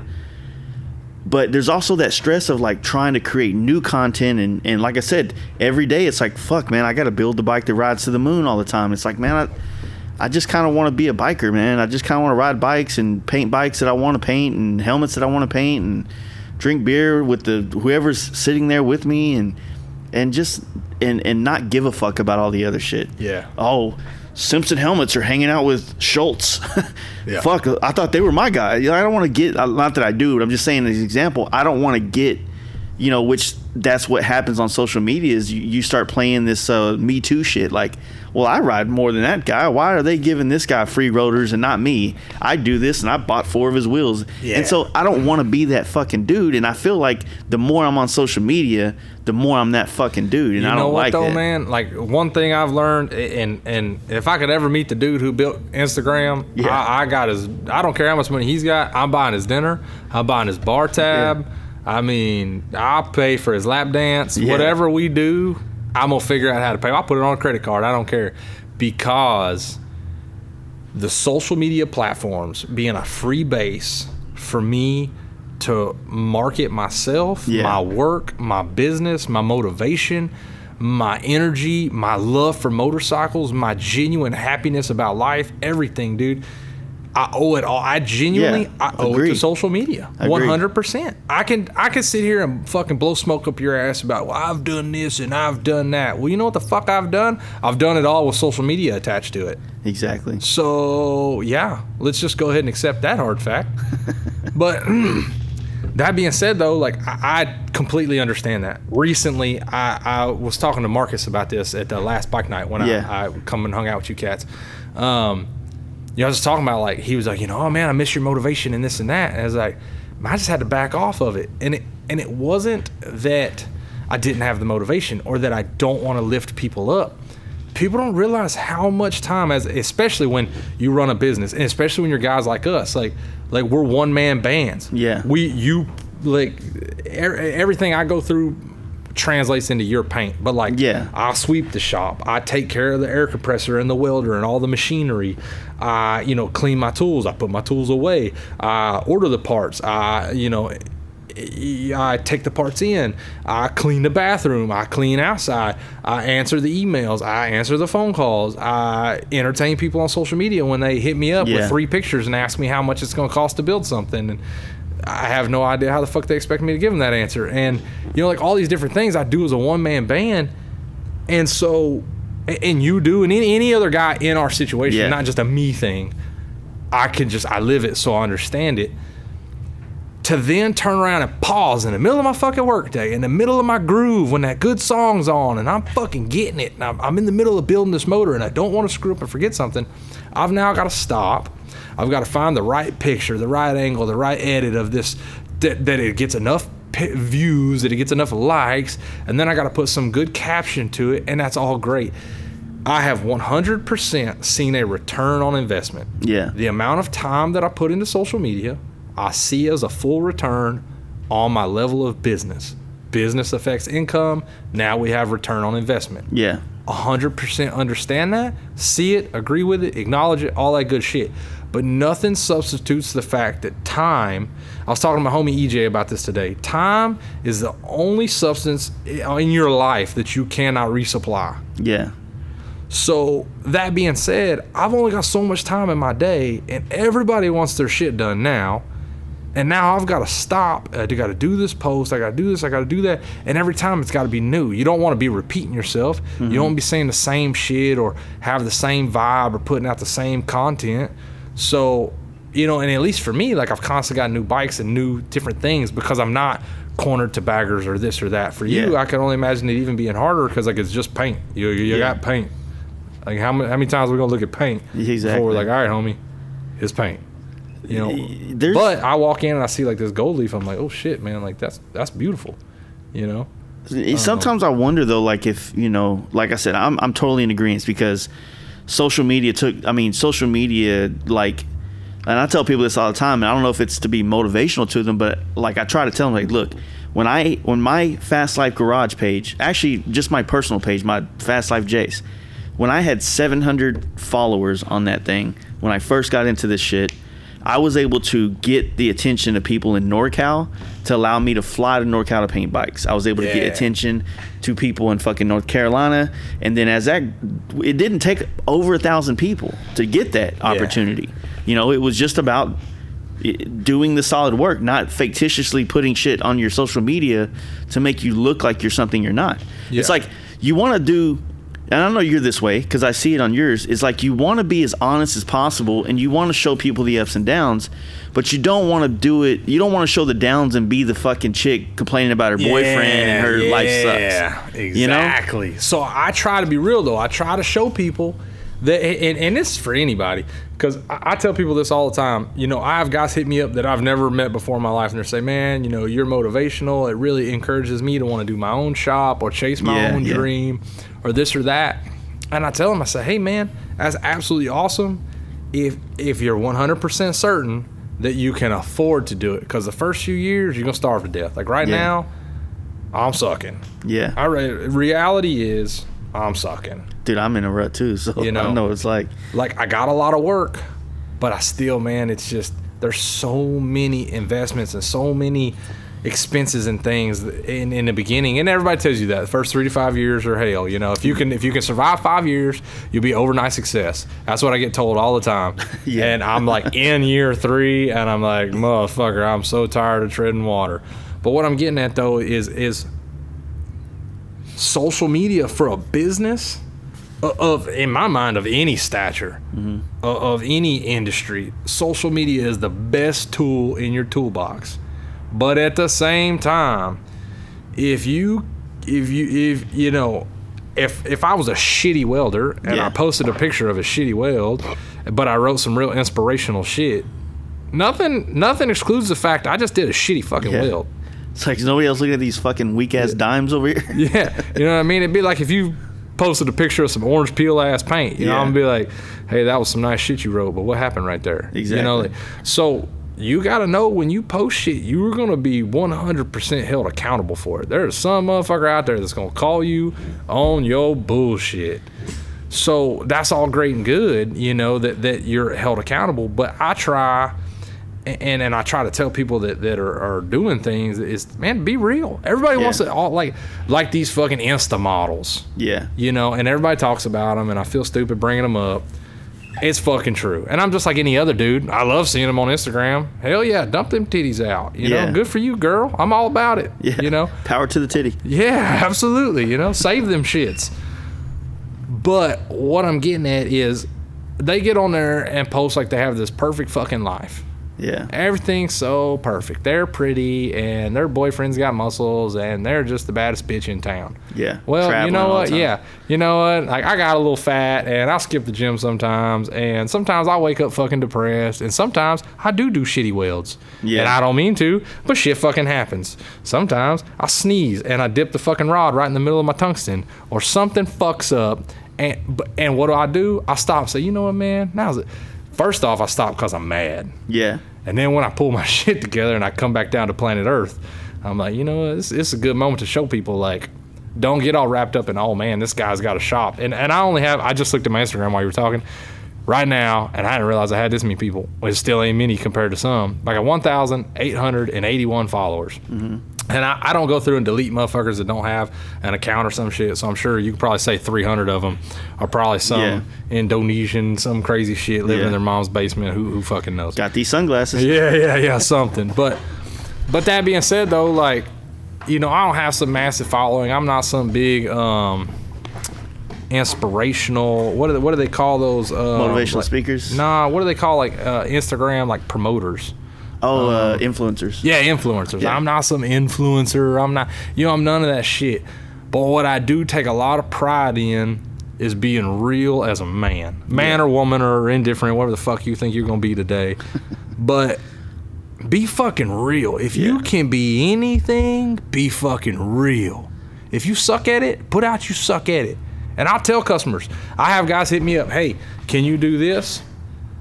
I do believe I can, but I have never done it. Yeah. So I'll tell you what, if you'll come and let me try to do it, knowing that I may not fucking be able to, if I do it, and I do a bitchin' ass job, I'm gonna cut you a real good deal just because you came to me. Mm-hmm. If I can't do it, I'm not gonna charge you shit because you allow me to experiment on myself. Yeah. Because every day I want to grow, whether it's mentally, emotionally, physically, with my hands, whatever it is, every day. You know, and I sound like, you know, some cliche YouTube motivation That's video. true, though. Like, that's me, but too. It's true, man. Yeah. I wake up and try to push every day.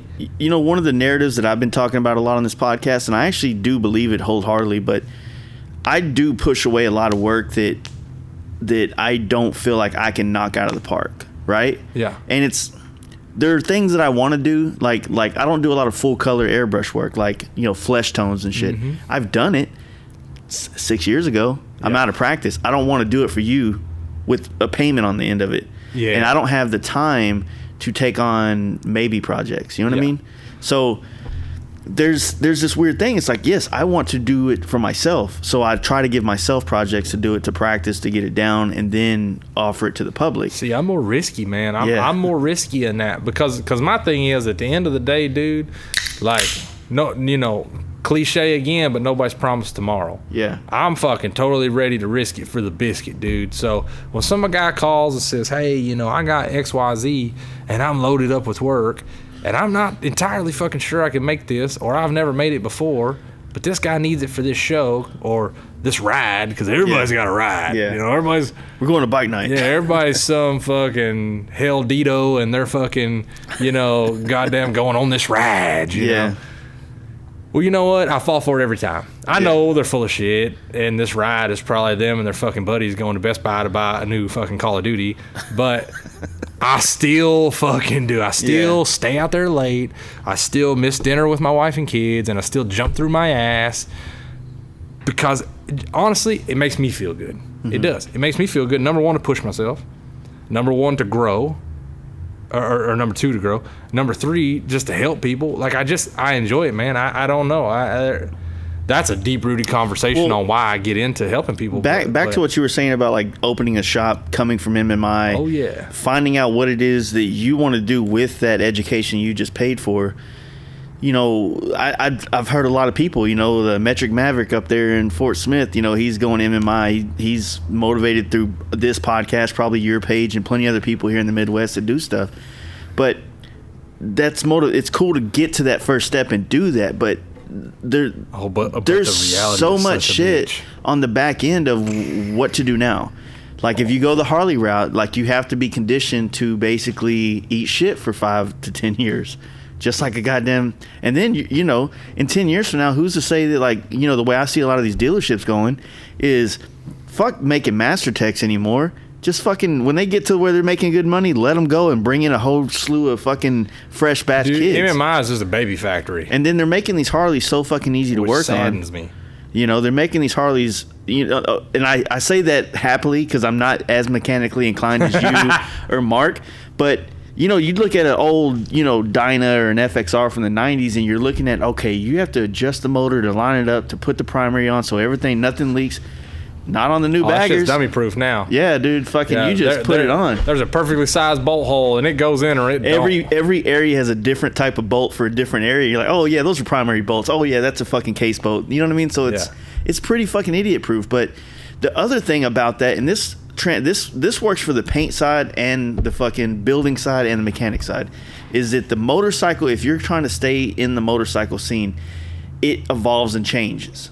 I'm not saying that if you were lucky enough to build a name for yourself in the chopper era and you built something exclusive like a Mad Hotch or something like that you can continue to build that one type of bike for the rest of your life and make a living. Fucking wow, awesome, proud of you. But most of us aren't. We have to evolve with the times and stay with the times.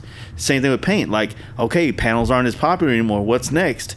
You got to be thinking about that. You can't just be like, oh, well, I'm still trying to get the fish scales down. Like, no, dude, like you have to be trying to be as best as you can at what you're doing and leave enough space in your mind to pay attention to what's coming, to try to be a little innovative, to try to be a little bit a part of that change. You know, it's a mind fuck, to be honest with you, man. Like, and then, you know, and this is the bad part. This is that shit you were talking about when you wake up. You get into this deep, dark thinking vortex of negativity where you're like, fuck, man, like it's a black hole. You know, am I not doing good enough work? Or, you know, and like I said, you add the social media anxiety on top of that and you're like, fuck, man, why are all the opportunities going to people in Cali? They don't come to Texas. You know, is this or that? It's like, am I not, you know, because I'm a shop, do I not get the same love that Instagram influencers get? Like, there's so many things that can kind of put you in a bad place, you know, and motorcycles are supposed to be fun, man. You know, it's a weird thing, but you know, I still love them though. Like, fuck, dude. Once I'm on the bike, once I'm riding, once I'm on that trip or in that tent or around that campfire, it goes away. Sometimes. Well, it's like the bike I rode up here on today. Yeah. Like that Softail. You know, everybody knows it as Black Betty. I rode it from coast to coast. I rode it from border to border. Yeah. I rode it all over, dude. That motherfucker rode through a tropical storm. Like, I mean, it's done it. Rode in snow and ice. Mm-hmm. I mean, man, me and that bike have got more memories than me and most people in my life. Yeah. I guess where I'm going with that though is like you said, it's about riding. It's about, you know, everybody's got that niche. Mm-hmm. You know, everybody's got that something. So yeah, you know, you want to always be looking for that, you know, what's next. But you always got to kind of know who you are too. True. You know what I mean? So like for me, I love choppers. You know, I had a shovel head when I bought that Softail. And you know, what had happened is I was on my shovel head and my points were going bad. Mm-hmm. So I stopped at this Harley shop to see if they had some points. Well, Harley shops in Florida ain't like Harley shops in Kentucky. They don't carry no fucking points. Yeah. So they were like, no, we ain't got no points, but we got this motorcycle over here made a joke, you know, and I was like, oh, okay, that's cool. I like that, you know, and now I own it. So, but for me, it was like at that point in my life, that's what I needed. I needed that freedom, dude. I had so much in my head and my heart and jail and rehab, and I couldn't see my kid, and the shit was sideways as fuck. I just lost my wife. I lost my house. I lost my farm. Yeah. I lost everything. I'm at 3,100 square foot brick home on 87 acres. Like, dude, lost it all. Lost everything because of my own ignorance, because of my own anger and my own inability to control myself. Yeah. You know, so losing all that at that time, I just needed that freedom. I needed that clear headspace. So that shovel head, man, as much as I love shovel heads, it wasn't doing it for me. Yeah. You know, being on the side of the road, you ain't getting no clear thinking. It's stressing out. Not without a pocket of mushrooms. So I got this twin cam, and that twin cam took me everywhere. Yeah. And that motorcycle saved my life. But like now, I'm like, man, I love choppers, but I love that twin cam and that 6-speed, and I can go anywhere. So now for me, like moving forward, my vision, and not that I'm going to rabbit hole myself into something and not still work on other bikes. I take a lot of pride in working on everything. Now, granted, my shop's Harley. You know, I didn't go to school for Honda or Kawasaki or Suzuki, who the fuck ever. Yeah. So I'm never going to tell someone, I can confidently work on that bike. I'm extremely mechanically inclined. I can take that motor apart, I can put it back together, and guarantee it's going to run good. But I don't have anything that professionally gives you that assurance. Yeah. You know what I mean? So I stay in my lane. I'm a big proponent of stay in your fucking lane. Know who you are, stay in your lane. I'm Harley, I stay in the Harley lane. But I love choppers, but I love performance. I raced dirt bikes, then I started riding crotch rockets. Then from crotch rockets, I went to Harleys. And I've always had this love affair with crotch rockets, but I always stayed in trouble on a crotch rocket. Exactly. Because I'm an asshole and I don't know when to quit. So I was like, hold on, if I can mix the two. So I recently have kind of come into this, like I was talking to you about. I've got this 01T Sports that I'm going to start doing. I posted a bunch of shit about it on Instagram today. Yeah. I started posting all the parts that I've got, trying to get people motivated, because I feel like if I pump everybody else up about it, they'll pump me up about it, because right now I'm nervous about it. I've never built a motorcycle with suspension for myself. Yeah. I've done, hot rod suspension on other bikes. I've done, brakes and this and that, but choppers, they don't ever have that shit. Yeah. You got no front brake, the back brake's half-ass, you got no suspension, the seat sucks, It's just got sex appeal. That's all you're worried about, sex appeal. The sketchier, the better. Exactly. So, here I am now stepping off into this deep, dark world of performance. Yeah. And sure, I know how to build a motor. I can cut valves, and I can do these things. Yeah. But I'm not confident in them. I'm not proficient in them. I not,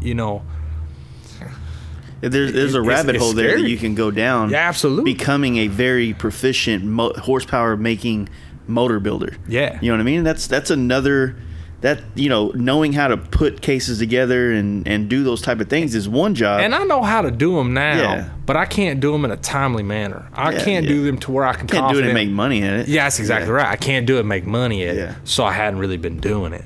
It's the same thing that comes to me with paint. There's certain things I know how to do. I've been playing it safe. I do metal fab. I'm damn good at metal fab. Yeah. I do metal fab. When it comes to business, and this is where it kind of sucks whenever, like a lot of people on the outside looking in, they feel like everybody that does these cool jobs that are cool on the outside looking in, it's like you're supposed to do it for the love and for the passion and for this. I'm like, none of that shit pays my fucking rent. I was about to say, and child I ain't support been able to ain't cash cheap, love at the bank. Exactly. So yes, I do love it, but there is a very hard world to live in of staying in love with it and staying motivated and not just wanting to jump and find. Like I struggle with this, and it put me in a depressive state not so long ago. I never say I'm depressed, I say like I have my ups and downs, right? Yeah. So I'm like, fuck, man, like maybe I should just get a job somewhere, but I really don't want to go work for somebody in paint. Yeah. So I'm like, I'm really good at a lot of other shit. You know what I mean? Been doing I've built my whole name and brand by myself. You know what I mean? I'm sure I could do this for somebody else, but being an accomplished, I don't know if that's the right word, but just somebody that's known for paint, it's kind of like I can't get a job doing shit else. I would say you can claim accomplished painter at this point. So I wouldn't be afraid to. I get not want to sound like a fucking narcissist or arrogant. But I'm only arrogant after 3 beers. Before that, I'm just pretty. True that. I try to be a little. Does that tall boy count as like 2.5? No, that's like 1.5. 1.5. No, but a lot of that with that stuff too is also because, and I tell people this all the time. Sober talking to someone, I don't think I am, but dude, I grew up playing basketball. You know what? I was better than every fucking buddy on that court. I wasn't, but I had to be until like high school when everybody got taller than you, though. Dude, I still had a really good reputation in high school that playing street ball in high school. You must have fast feet. I was good. See, but no, but you have this stuff that you like. I grew up telling myself like, fuck, even when I sucked, which there's certain things I really am not that good at with custom paint. But when I first started, like every once in a while, dude, 4 days ago before Giddy Up, I'm laying in bed before work. I didn't even feel like getting up. I just stayed in bed late, and I just went down on my Instagram far. You know what I mean? That humbled the fuck out of me. I was like, I'm not that fucking good, man. And I was like, like living at that time, you couldn't tell me shit. But now looking back at hindsight, I'm like, man, like fuck, man, it's just I see all my flaws now. Like it's almost sucks that sometimes you grow, you know, while you're doing all this shit, you're just looking at it with a set of eyes, like you're proud of it, but that proud look at it is almost like overlooking all the problems with it, or all the lack of this, or too much of this, or whatever the case may be. Man, it's like we talked about in the very beginning. Yeah. You have to, if you're gonna succeed, chase it. And this is in my opinion, in my mind, which might be fucked up. I mean, I did get a TBI when I was overseas, but you have to chase your imperfection. Not, if you chase what you're good at, you're always gonna be bad at the other shit. You're never gonna get good at them. You know, so that's what makes me so hungry to when some guy calls and says, you know, can you build this? Like, you know, hey, can you build me a king and queen seat? Well, I never have, but by God, I can. I'm lying like a son, bitch. So think about it like this. I mean, I'm lying so hard, but I do it. And I don't lie maliciously. I'm not trying to fuck somebody, but it's like sometimes... Think about it like this. It sucks, man, but sometimes you got to lie to get to work. And I get to work, and I build the king and queen seat, and all of a sudden I post it. Customer loves it. Everybody else loves it. Boom, 3 more king and queen seats lined up. Now I'm making money. Hey, it was worth it. So you know, think about it from this perspective. Like, I think I just lost that perspective. Fuck, I lost it. But you know, it was kind of going off of that. Earlier. It was. I guess now, because going back to what we were talking about, social media and posting and feeling like you constantly have to keep putting things out there, it's almost like you look like me. I would find myself looking for the jobs that, oh shit, when I finish this, I'm going to get a fuck ton of likes. A lot of people are going to want helmets. A lot of people want bikes. So it's almost like, instead of like trying to paint that bike for the dude with all the friends, I'm trying to paint it for me because I got the fucking friends on Instagram to show, and I'll get more work off of that, right? So you chase the thing, like I'm chasing things that I know I can knock out of the park, or what I want to do, because I really don't have the time to do things that I can't post on social media. You know what I mean? Yeah. Like if I had, you know, if like right now I haven't posted like the last thing I posted, I haven't posted a bike in almost a month. You know what I mean? I haven't really painted any, right? But I don't want to waste 2 weeks painting a bike that I can't show the world how dope it is, or how dope I think it is. You know what I mean? So it's like if I do a job where it's got fucking flowers and, you know, unicorns, like I'd probably post it because that's funny and cool. But at the same time, like I want to do the jobs that are going to make my business look the way I want it to be looked. You know what, man? I feel completely different than that. Yeah. The other day I posted a bone stock. Yesterday I posted a bone stock 2018 Road King. And it was just service work. It was simple. The guy had some basic ass bolt-on parts. I didn't do anything fancy. Yeah, sure, I used it as an opportunity to advertise the service side of my business, because I screwed up in the beginning. Not that I screwed up, but I had this, misillusion that I was going to come in and just do choppers and make a living, and it was going to be great. And I was just going to do choppers. Pre-1984, badass. I was going to be the shovelhead king. That's what I had in my head. Yeah. I was so fucking wrong. I was just dirty and wrong. So now I try to take advantage of posting some basic shit. But I pushed, chopper and custom and one-off so much that I cut my own throat on service. Now people will call me and be like, hey, do you change oil? Do you change tires? Yeah. Well, hell yeah, I do, fool. I got them in stock. You know, I can do it right now. Come on.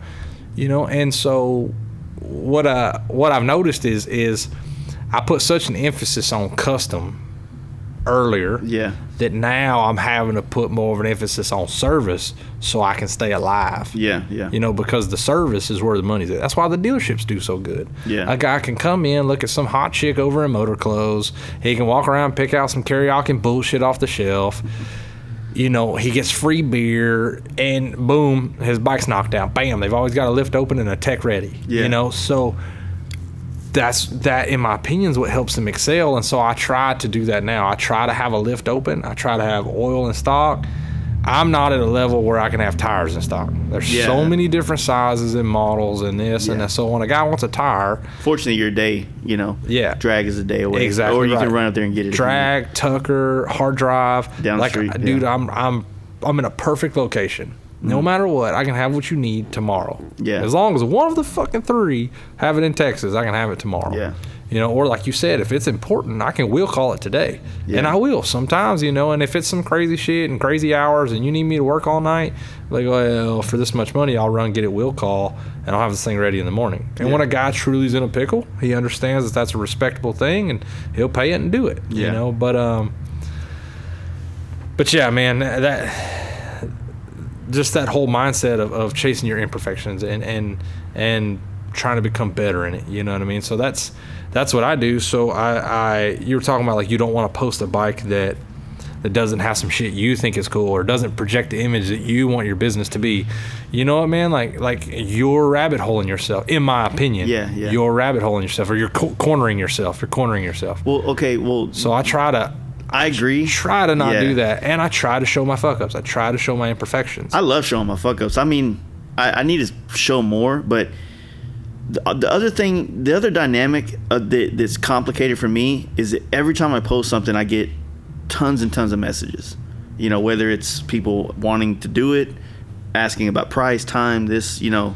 So that's a blessing, 100%. But see, I don't experience that, but I probably don't have the following base you have either. When you post something that you don't necessarily like if I airbrushed my own helmet, I put just a mural or collage over the whole thing, spent tons of hours, like something I would have to charge $3 or $4 grand on a fucking helmet to do, right? If I did that and posted it, people would want that.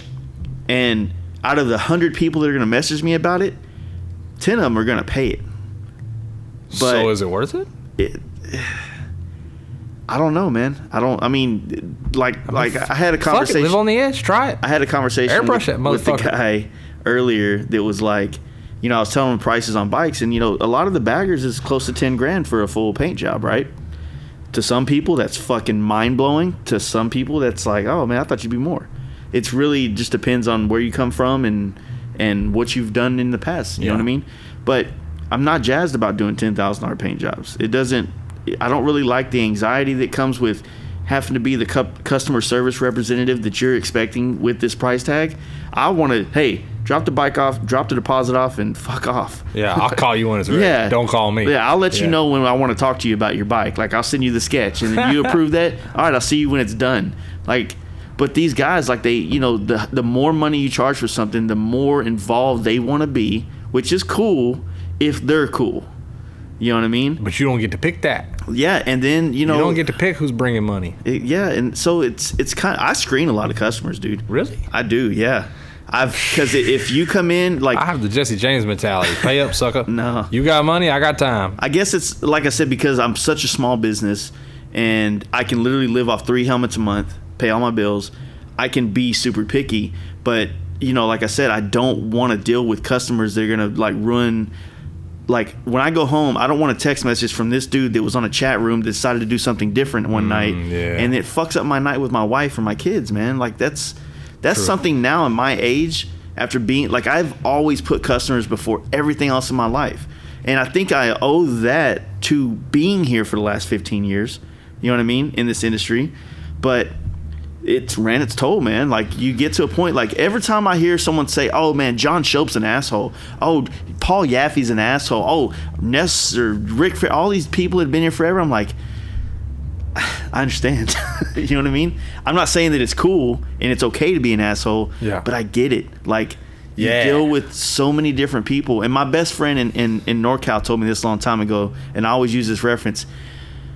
When you do these jobs for these people, especially paint jobs where I have your bike in my shop for a month or whatever the case may be, I'm fucking married to you, right? If I have 4 of these bikes, I'm married to 4 fucking dudes that are calling me, wanting pictures and updates. They want fucking nudes and all this shit for these bikes, you know?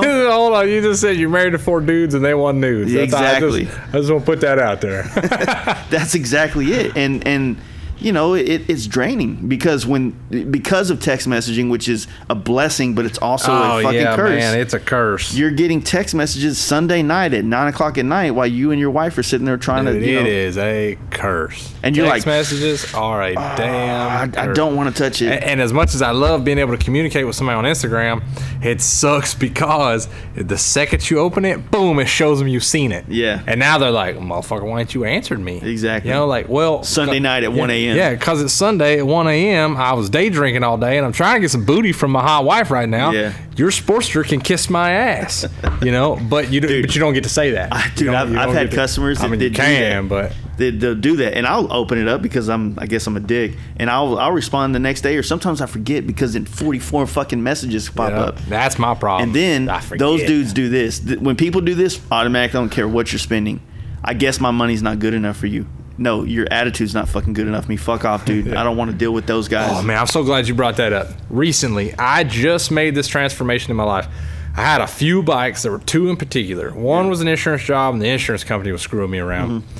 And another one was a customer who, I'm trying to think of how to put that out there. Unpleasable? Man, so it was a big wheel dude. Unpleasable. Homemade big wheel bagger, jerry rigged, which is most of them are out right now. Dude, it was bad. Comes in though, and I should have seen the fucking coming. I should have seen it. I should have. Oh man, I look back and I get so mad at myself that I was just excited to have a new customer, and I fucked myself. Yeah. So, anyways. Dude comes in, unloads it off the trailer, and says, I got this custom gas tank and this and that. So I went ahead and disconnected it because I didn't want it to get tore up. So the bike come in, not running. Wants powder coating done on the motor. Mm-hmm. So, okay. So I start telling him about powder coating prices. And right away, he starts beating me up. Well, can you do it for this? You asked me how much it would cost to do this, and I told you. Now you're asking me if I can do it for that. Well, what you should have started this conversation with is I have this much money. What can I get done? But anyways, going back to the how much do you love it versus how much you're willing to take a loss. Mm-hmm. What I do, I fucking agree to do it. Mm-hmm. I take the ass whipping just because I just want more customers. I know I'm not gonna make any money, so now it's like it's not that I want money. It's I just want a new customer. If the powder coating allows him to come back for an oil change or tires or whatever, you know what? Fuck it, dude. Right now, it's my third year in business. I know that this is how it works, and I'm just gonna bend over and take it for the sake of hopefully getting this back. So, anyways, long story short, twin cam. Pull the cam cover off to go get it powder coated. When I pull the cam cover off, it looks like a fucking bass boat inside there. There's so much metal. Oh, shit. And I'm like, oh, hey, whoa, stop right now. Boom, boom, boom. Text messages, pictures, time, date, like bam, bam, bam. Hey, this is bad, bad, bad. Your motor's toast. Like, it chewed through because it was a 05 Road King. Okay. Old police bike that he had turned into big wheel bagger. Yeah. And it was funny because the neck that he put on had the internal steering stops, and he didn't know how to adjust them. So it would go to fucking wheel slap left side, but it might turn like maybe 30 degrees to the right, So he had to turn left every time in a parking lot. Well, sorry, man, I didn't mean to get loud on the mic. Fucking NASCAR over there. Yeah. He was dirt tracking this back. Oh yeah.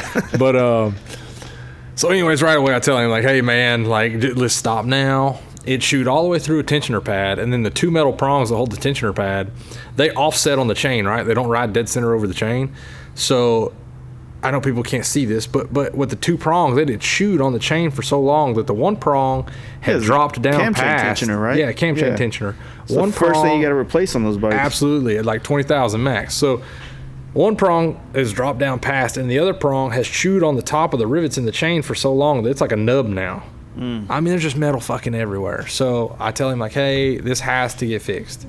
I will not go further. This has to get fixed. Well, I don't have money, this and that, blah, blah, blah. Powder coat or fix this? Which one you want to do? Exactly right. So I said, well, man, like you're going to put your powder coating on pause. Like, would you rather have a chrome motor that runs or a powder coated motor that don't? And he's like, well, it's a part. I really want to get the powder coating. Let me see if my wife will let me get more money. So he comes back and says, hey, I got this much money. Can we fix it for this? I absolutely screwed myself because I said, let me see what we can do. Then I turn around and I screw myself even more by telling him, hey, instead of tearing this whole motor apart, cleaning it all, let's flush out the cam chest, put new bearings in, put a new oil pump in, new tensioners in. Mm-hmm. So he says, I tell him a price on what that's going to be. He agrees to do that price and still get his powder coating. I put it out there and tell him, like, look, where this is at, it's going to take a little longer. I need to knock another bike out. Let me figure out what I'm doing. So I break away from that bike before I overcommit. I go work on this other bike for the day, and I come back the next day, and it just dawns on me, like, I'm about to screw up. I'm about to trash my name. So I'm gonna do this. I'm gonna put this back together. It's for sure gonna blow up. Yeah. Because the whole damn thing's full of metal. Full of metal, yeah. Like, it came here not running. He knew it didn't run. It all of a sudden started clicking to me, like, this dude was gonna have me do the powder coating. And then try to... Hopefully, he's hoping I'm an idiot and I'm just gonna miss it. Because he's never heard of me before, because I'm new in town. And I'm gonna put it back together, and he's gonna go, my bike doesn't run, you screwed me. Yeah. And so I called him and was like, hey, hold on, dude. Like, I don't care what options I've given you, and at this point, I don't care how much you badmouth me. All the options are off the table. It's 100% tear down and rebuild, or you come get it as is.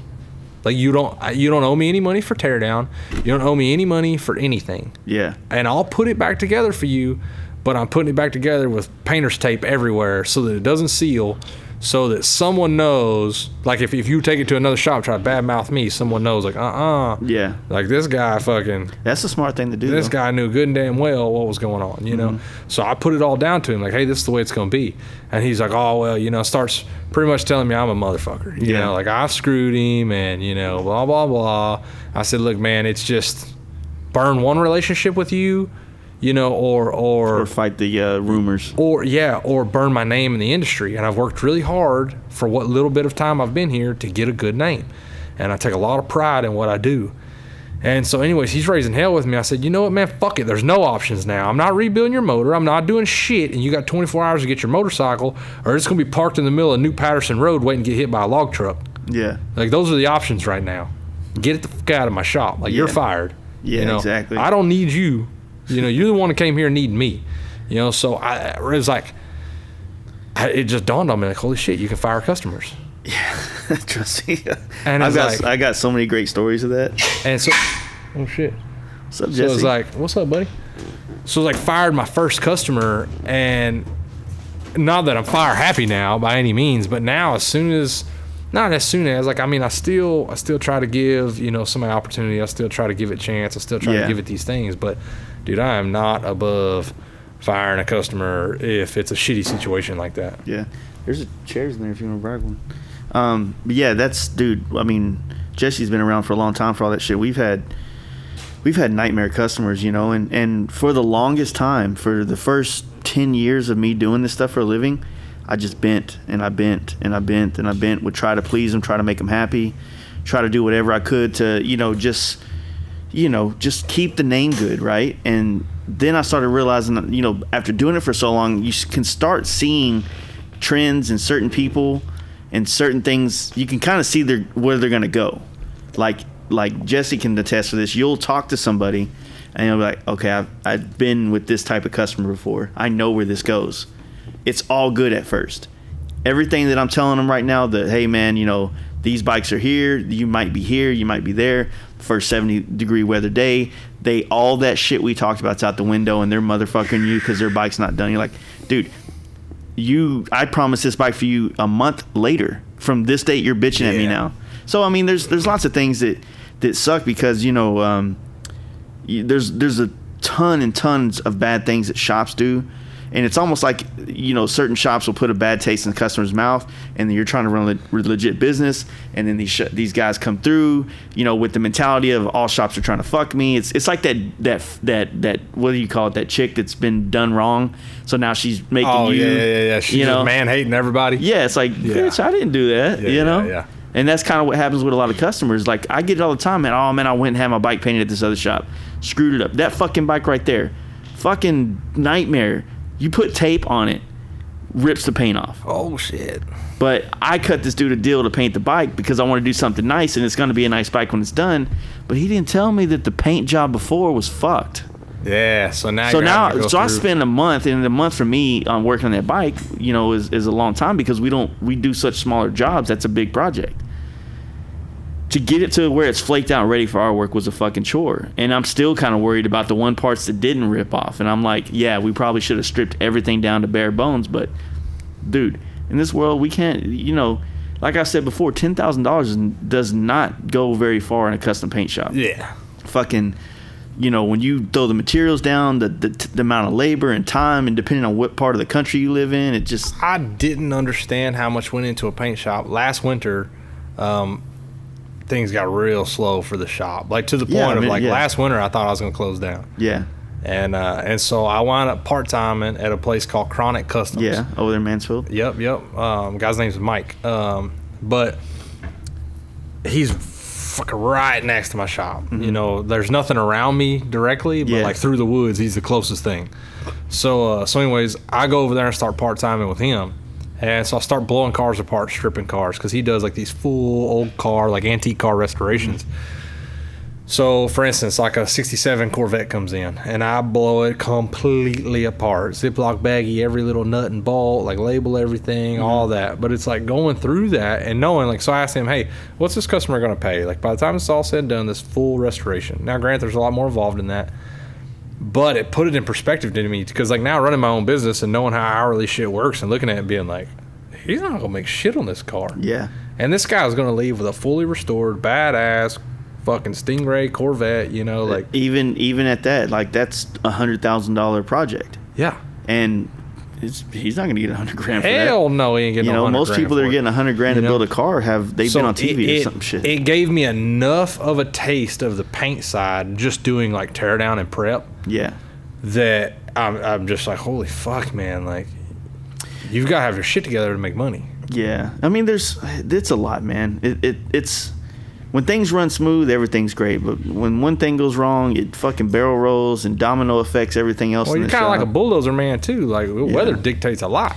Yeah, that for our side, like me and this side, like Jesse can have 6 helmets sanded ready for me, 3 bikes, and I'm bottlenecked on these sketches. Like I'm in a design block. Yeah, you know what I mean.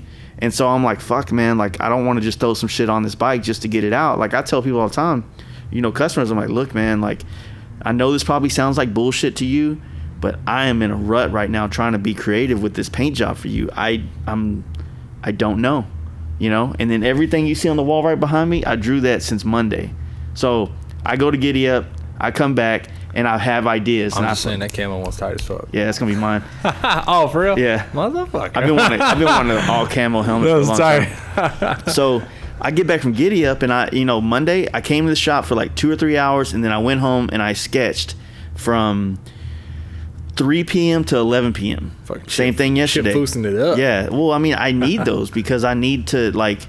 I've been needing to sketch for this. I've been needing to sketch for my bagger. I've been needing to sketch for a couple helmets that are on the table, and it's just sometimes that's the bottleneck, man. And that's the other part of the business that gets no fucking love, man. Like, I guess in some aspects when you build a chopper, there's a lot of creativity and design that comes into it. So there's a lot of like trial and error, and that's what that is. That paper, that time, you know, all the like. I have about 20 badass paint jobs unfinished on sketches that I just that's not where I want to go with this, but I keep them because I'm like, because there might be that bike someday. Yeah, I can use these lines somewhere else at some point. So I've thought about that on like sissy bars or building cool shit for tail lights or headlight brackets or something where I'm like, man, this is cool. It's just not cool on this bike. Yeah. So I kind of put that on the back shelf, like I might need that someday. I'm gonna hold on to that idea. I'm not gonna put it out there. Yeah. Because I might find a place for it. You know. Yeah. Now I wish I could sketch. I like to draw. Yeah. I'm fairly good at drawing, but I'm not. I have a really hard time proportionalizing things. So I have a really hard time. Plus, like you're going to draw this whole detailed motorcycle just to draw the damn sissy bar that you're wanting to advertise. Yeah. You know, so it's like I'll spend umpteen hours drawing this thing to proportionalize the one thing I want to show you. Well, I guess something for like you could do it out of making stuff out of foam. Yeah. Or, cardboard or wood and things like that. You can kind of, and then you have to, no matter what, even if you're drawing or not, you have to be able to see it in your head. Yeah. That's the one thing, like, I've had painters ask me, someone hits me and goes, hey, man, how do you flake a bike, or how do you do this? Some of those things, like, yeah, I can tell you the technical ways to do it, but I've had people go, man, how do you create a custom paint job? I'm like, dude, I don't know how to fucking tell you that, man. That's something that's in you. You know what I mean? And I'm not saying you're born with it. It can come through lots of, like, paying attention to your projects and seeing it and really focusing on things. I think you'll start to get a vision of things. So where do you want to go? Like, where do you, like myself going forward, like... Let me go piss right quick before we go there, okay? Pause, time out. I can jump on that train. So, like, myself. Yeah. What... We were talking about performance and shit earlier. Yeah. And we kind of like rabbit holed down that, talking about how you can rabbit hole in performance. But so I've put such an emphasis on myself, on what I enjoy on choppers for so long, that then I got this twin cam and this 6-speed in the past few years. I've been able to ride all over the country without interruption. Yeah. And God love Dan riding that shovel head all over the country. Good for him. Yeah. But I'm too fucking hot tempered. Yeah. I rode a shovel head from Kentucky to Texas, back to Kentucky to Florida to Washington. Like, I rode a shovel head everywhere. I did it. It frustrated the life out of me. I honestly could care less about doing it again. Yeah. It's kind of like riding in 20-degree weather. I own 3 shovel heads now, and I like ripping them all over town. I love riding a shovel head. Yeah. But if you said, hey, let's ride to Sturgis, I'm going to get on my twin cam. Yeah. Because I want to ride. I don't want to get pissed off. So that being said, it's really put an emphasis on me to want to get into performance.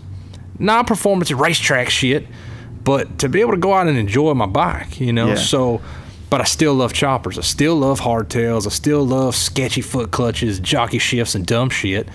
So I'm gonna do this Dyna. I acquired the Twin Cam FXR. I'm gonna kind of invest myself into learning performance stuff. Mm-hmm. And then my end goal is to be able to make this circle back to choppers and merge a performance aspect into what everyone knows as Justin Kelly and hangEm High Customs choppers now. Yeah. Like, the cool metal fab and the wild fucking mid controls and that cool hand clutch shit I've got on my shovel head and that kind of stuff.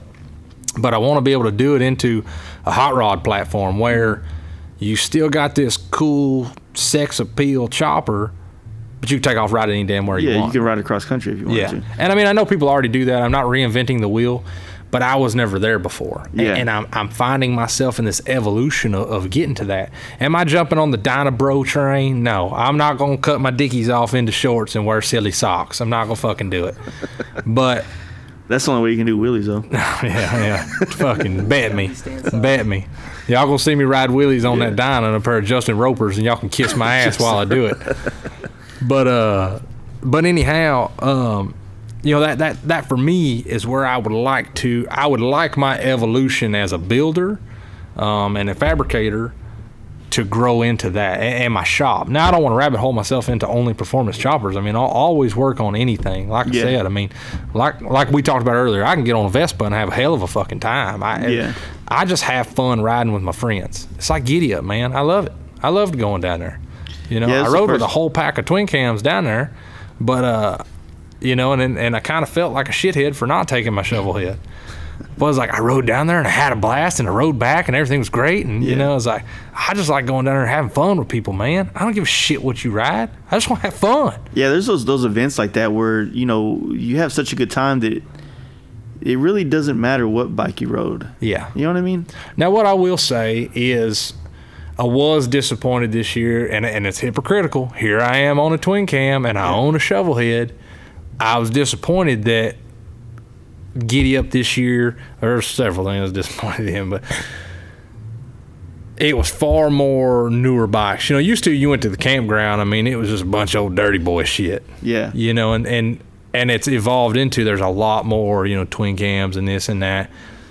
But that doesn't matter. It doesn't matter what bikes are down there because, I ran into you guys out drinking and walking around with a case of beer and just running into Dan and this one and that one and just having a big time, man. Yeah. I mean, that's what it's supposed to be about. It shouldn't matter what you ride. Do I enjoy seeing all those old bikes come together? Yeah. Absolutely, I do. There's nothing more nostalgic than being out there. Like 3 years ago, I think was my first year going. Yeah, it's my first year too. And I remember sitting down there. I just got lucky. I knew a guy because I just moved here, and I knew a dude who was camping right down there on the river. So he was right on the river, right by the bridge, and there was just these herds of knuckleheads and panheads and shovelheads and as I hate to say, but ironheads coming by that were just rolling, and you could just hear them on that river. And man, there was just something so nostalgic and like Americana about it, and it's such a good feeling. Yeah. But at the same time, like, it doesn't fucking matter as long as we're all having fun, as long as everybody's riding and having fun. Fuck it, I don't care what you're on.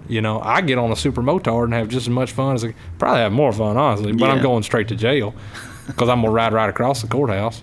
Yeah, there's that whole, it's you could argue that a lot of those dudes that were on those shovels and pans and shit are riding Dynas now. Oh, you absolutely can. I mean, it's like all those guys need a bike to get from point A to point B. 100% hypocrite right here, right now. Like I said, I'm talking about how I wish I seen more old bikes down there, and I left an old bike sitting in the garage. That was kind of my twin cam. That first year of Giddy Up, it was like that. Like I was on my Dyna, and I was like, man, like, am I allowed to be here? Yeah. But I found the crowd of other Dyna dudes that were from Dallas, and we hung out. But same thing when I went to Born Free. That was the first year I went to Born Free as well, and I was like, man, I was expecting it to be like times 1,000 what Giddy Up was as far as choppers and shit like that. Dynas, FXRs, fucking Sportsters out the ass, and then a sprinkle of choppers in there. But and honestly, to be honest with you, like it's all good, whatever. You know what I mean? Like the chopper scene creates the best parties. They're the I would say the less drama, but for us, it's the less drama. Yeah. Coming from the because we're not chopular. Yeah. But I mean, like when you're I don't know. I mean, I'm not a part of that group. I'm not down there with the Matt Jacksons and the fucking whoever else is doing stuff. That's their world. I'm not in it. Like me and Mark, we share a booth just to hang out and have a have a little shelter if it rains or it's too hot. Minus Giddy Up last year, I got a booth at every show. Yeah. Spent a ton of money, traveled, this, that. And that was back when I had my full knee reconstruction, so I was paying friends to drive and set the booth up. And hell, I mean, I think I seen y'all at Texas Hills last year. Yeah. And that was when I had a friend of mine do everything for me. I just sat on a lawn chair with my leg propped up on the cooler the whole time. So and I felt like a dick, but hell, I couldn't walk. But anyways, I invested all this time and money and travel and myself as a business into this, and bought these shirts and hats and trying to sell myself. And was I seen more? Yes. Did my chopper get some exposure? Yes. Was it worth it? I don't think so. I think I lost money like a motherfucker. Yeah. I think I'd have been better off in the shop working and making a good Instagram post. Well, not even as that. far as return on investment. I would say, but I do enjoy the shows. Yeah. So that's why I would say I would just go to the shows just to be this year, a regular guy there. Exactly. So this year. Now, I've never got a booth at Giddy Up because they're so fucking expensive. Yeah. Pardon me? That's just the damn truth. I don't care if you like it or not. That's outrageous. That show ain't that fucking popular. Yeah, it isn't. So, but everywhere else, like I ride to Giddy Up every year, but I'll ride to the rest of them this year. I don't know if I'll make it to Fandango this weekend. If I do, it'll be with my wife and son. Just because, I'm not just going to keep motorcycling it up and leave them to the wayside. That ain't fucking right. But I'll continue to ride to the shows and party and have a good time. But as a business, though, it's just, I just have not had a good, like we talked about earlier, return on investment. You know what I mean? Well, I think and me and you had a more private conversation at a bike night one time about certain shows that straight fucked me around. Yeah. And because I refuse to get in a clique. I refuse to be chopular. I refuse to try to kiss ass or hang out with certain people or buy some certain fucking magazine or do some dumb shit. Because I'm not in the scene for none of that. I'm in the scene for fucking motorcycles, and I got a shop full of them. Yeah. Everything else can kiss my ass. Straight up. Just kiss my rebel ass. You know, if it's motorcycles, I'm in it. Everything else, well, you got to play somewhere in life, but it ain't to do with me. You know, well, for us, when I notice, like I said, back to the social media thing, because of social media, we can literally spend, you know, we can reach everybody that's going to be at that show for the most part. Yeah. Times 1,000, right? Yeah. So it makes more sense to just do your business on social media, or just go to these events to, I mean, Mark says it best all the time. He's like, look, he supports all the Austin shows because he's in Austin. What's his community? Right. So, but how many people are really going to go from, you know, I mean, a lot of our friends do go down to Mark from Dallas, but realistically, not everybody's going to take their bike to Mark to get a 10,000 mile service. So advertising up here in a show isn't as beneficial for him if he's pushing service. Now, Mark's at a point now with his shop where he's got so much work, but he's a service guy. He knows how to handle that real good, but he's also good at building motors and shit. Yeah. And it's the same thing I tell him all the time. Is like, I'm good at custom paint and I can fix paint. Well, doing both is hard. Yeah. You know, you kind of got to pick which one. I don't know Mark near as well as y'all, but I definitely feel like he's worked hard and he's grown himself and his exposure to a point where I feel like he could use a badass service tech. Oh, yeah. Where he could just be building and tuning. He needs some other dude who could truly be doing a good job. Like any monkey can change fucking oil. Yeah. You know, that's just, it's simple. Yeah, any damn body can do it. The big difference is, and this is like an emphasis I try to take pride in my shop, is like, you come in for an oil change, I don't just change your oil. Yeah. I look at every fucking thing on your motorcycle. And it's not to fuck you and upsell you. It's to help you find shit you don't know what you're looking at. It's like, you can't be pissed because I looked, and you can't be pissed because I didn't look. You got to pick one. Yeah. You know, oh, well, it was in your shop. Why didn't you look for it? And I'm like, well, you know. And it's true. Sometimes, like, I've had people before, I've pointed something out, and they'll be like, oh, damn, I just came here for an oil change. I ain't got money for that. And they get offended. I'm like, dude, I'm not trying to fuck you. I'm just letting you know, like, that's bad, and eventually it's going to break, and you're going to be on the side of the road. You're going to be a sad cookie. Like, I don't want to tell you. You know what I mean? Like, but yeah, it's really tough to navigate the waters right now, man. Like, you know, when you talk about like where you want to go and where you want to push, like, it's, I'm in the same boat. Like, the next bike I want to build is an FXR chopper. I want that performance chopper thing with all the comforts of an FXR, like a swing arm. Yeah. And you've been hanging out with Mike too much. I have. I've been hanging out with Mike and Oliver too much, and those two got me fucking, like, you know, on this kick, and you know, I really want to do one, like, you know what I mean? But I want to see you do chopper paint's what I want to see. My chopper paint's gonna be, I don't know. Now. Come in there with some seaweed flames. Come on now. Get the fuck. I think right now, man, like, you know, for a lot of us, it's. I can't remember who I was talking to about this, but I really feel like we're in a weird position right now in the industry where there's a lot of different scenes, and everybody's kind of doubling down on what they think's going to be the one that's going to be the next moneymaker. Yeah. And nobody fucking knows, right? So, like, you got, you know, chopper dudes doing chopper shit like they always have. So I think those dudes are more in it just because they like that bike. But then you look at the guys in the big wheel world and how some of them branched off into the fat front tire thing. Some of them branched off into big wheel softails. Some of them branched off into doing performance baggers, you know. And then you got, you know, the Dyna guys, which it seems like a lot of the Dyna stuff is kind of turning into performance baggers. It's almost like the Dyna was the shit, but now it's like it's roll glad or die. You know what I mean? I thought performance bagger was going to hit a lot harder than it did. I feel like, you know, and this is the other thing though.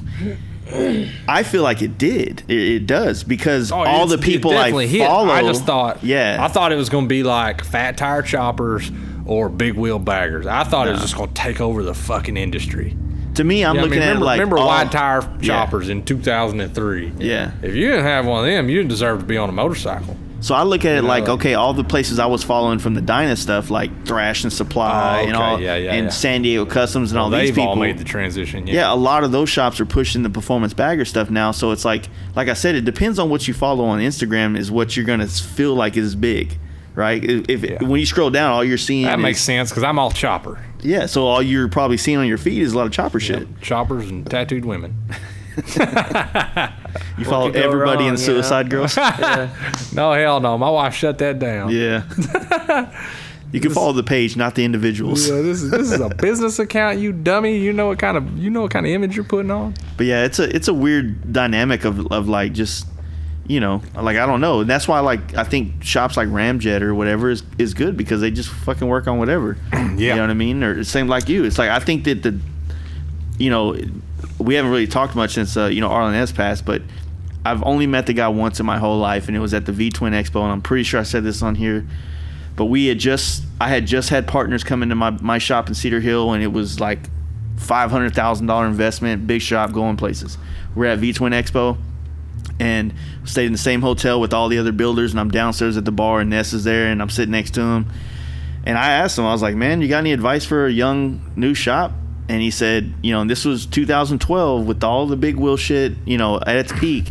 Yeah. And he goes, whatever the most popular bike is, don't get too wrapped up into the bike itself, because if you focus on the oil and the tires and the service, you'll never go out of business. It's when you put all your money into the cosmetics of bikes and you forget about what keeps the bikes on the road. That is exactly where I'm at. Well, we talked about that earlier, Yeah. man. Like, I put such an emphasis on wanting to build choppers and I just wanted to do metal fab. Yeah. I wanted to be the Jesse James of my generation. I Yeah. truly did. I Everybody idolized does. the man Yeah. and his work and, you know, everything. So that's in short what I was going for. You know, I don't necessarily got to wear my hat and that's the shoes thing. like him, but But that's what's new now, though. The only way any of us can get to that is we got to build a bike to ride to the moon. exactly. And so You can't there's really nothing. I say there's nothing, but there, you know, you see it all the time. Like I've seen people try to put jet engines on big wheel baggers. yeah, it blows my damn mind. The thing that, you know, I'm a fan of Jesse James, but I think what made Jesse James cool was his attitude. Yeah. Which, well, he was a dick. Well, he was a Still- rebel during Yeah. a time that it wasn't really cool. Yeah, but the thing he did was he built bikes that you can ride and he rode them. Yeah.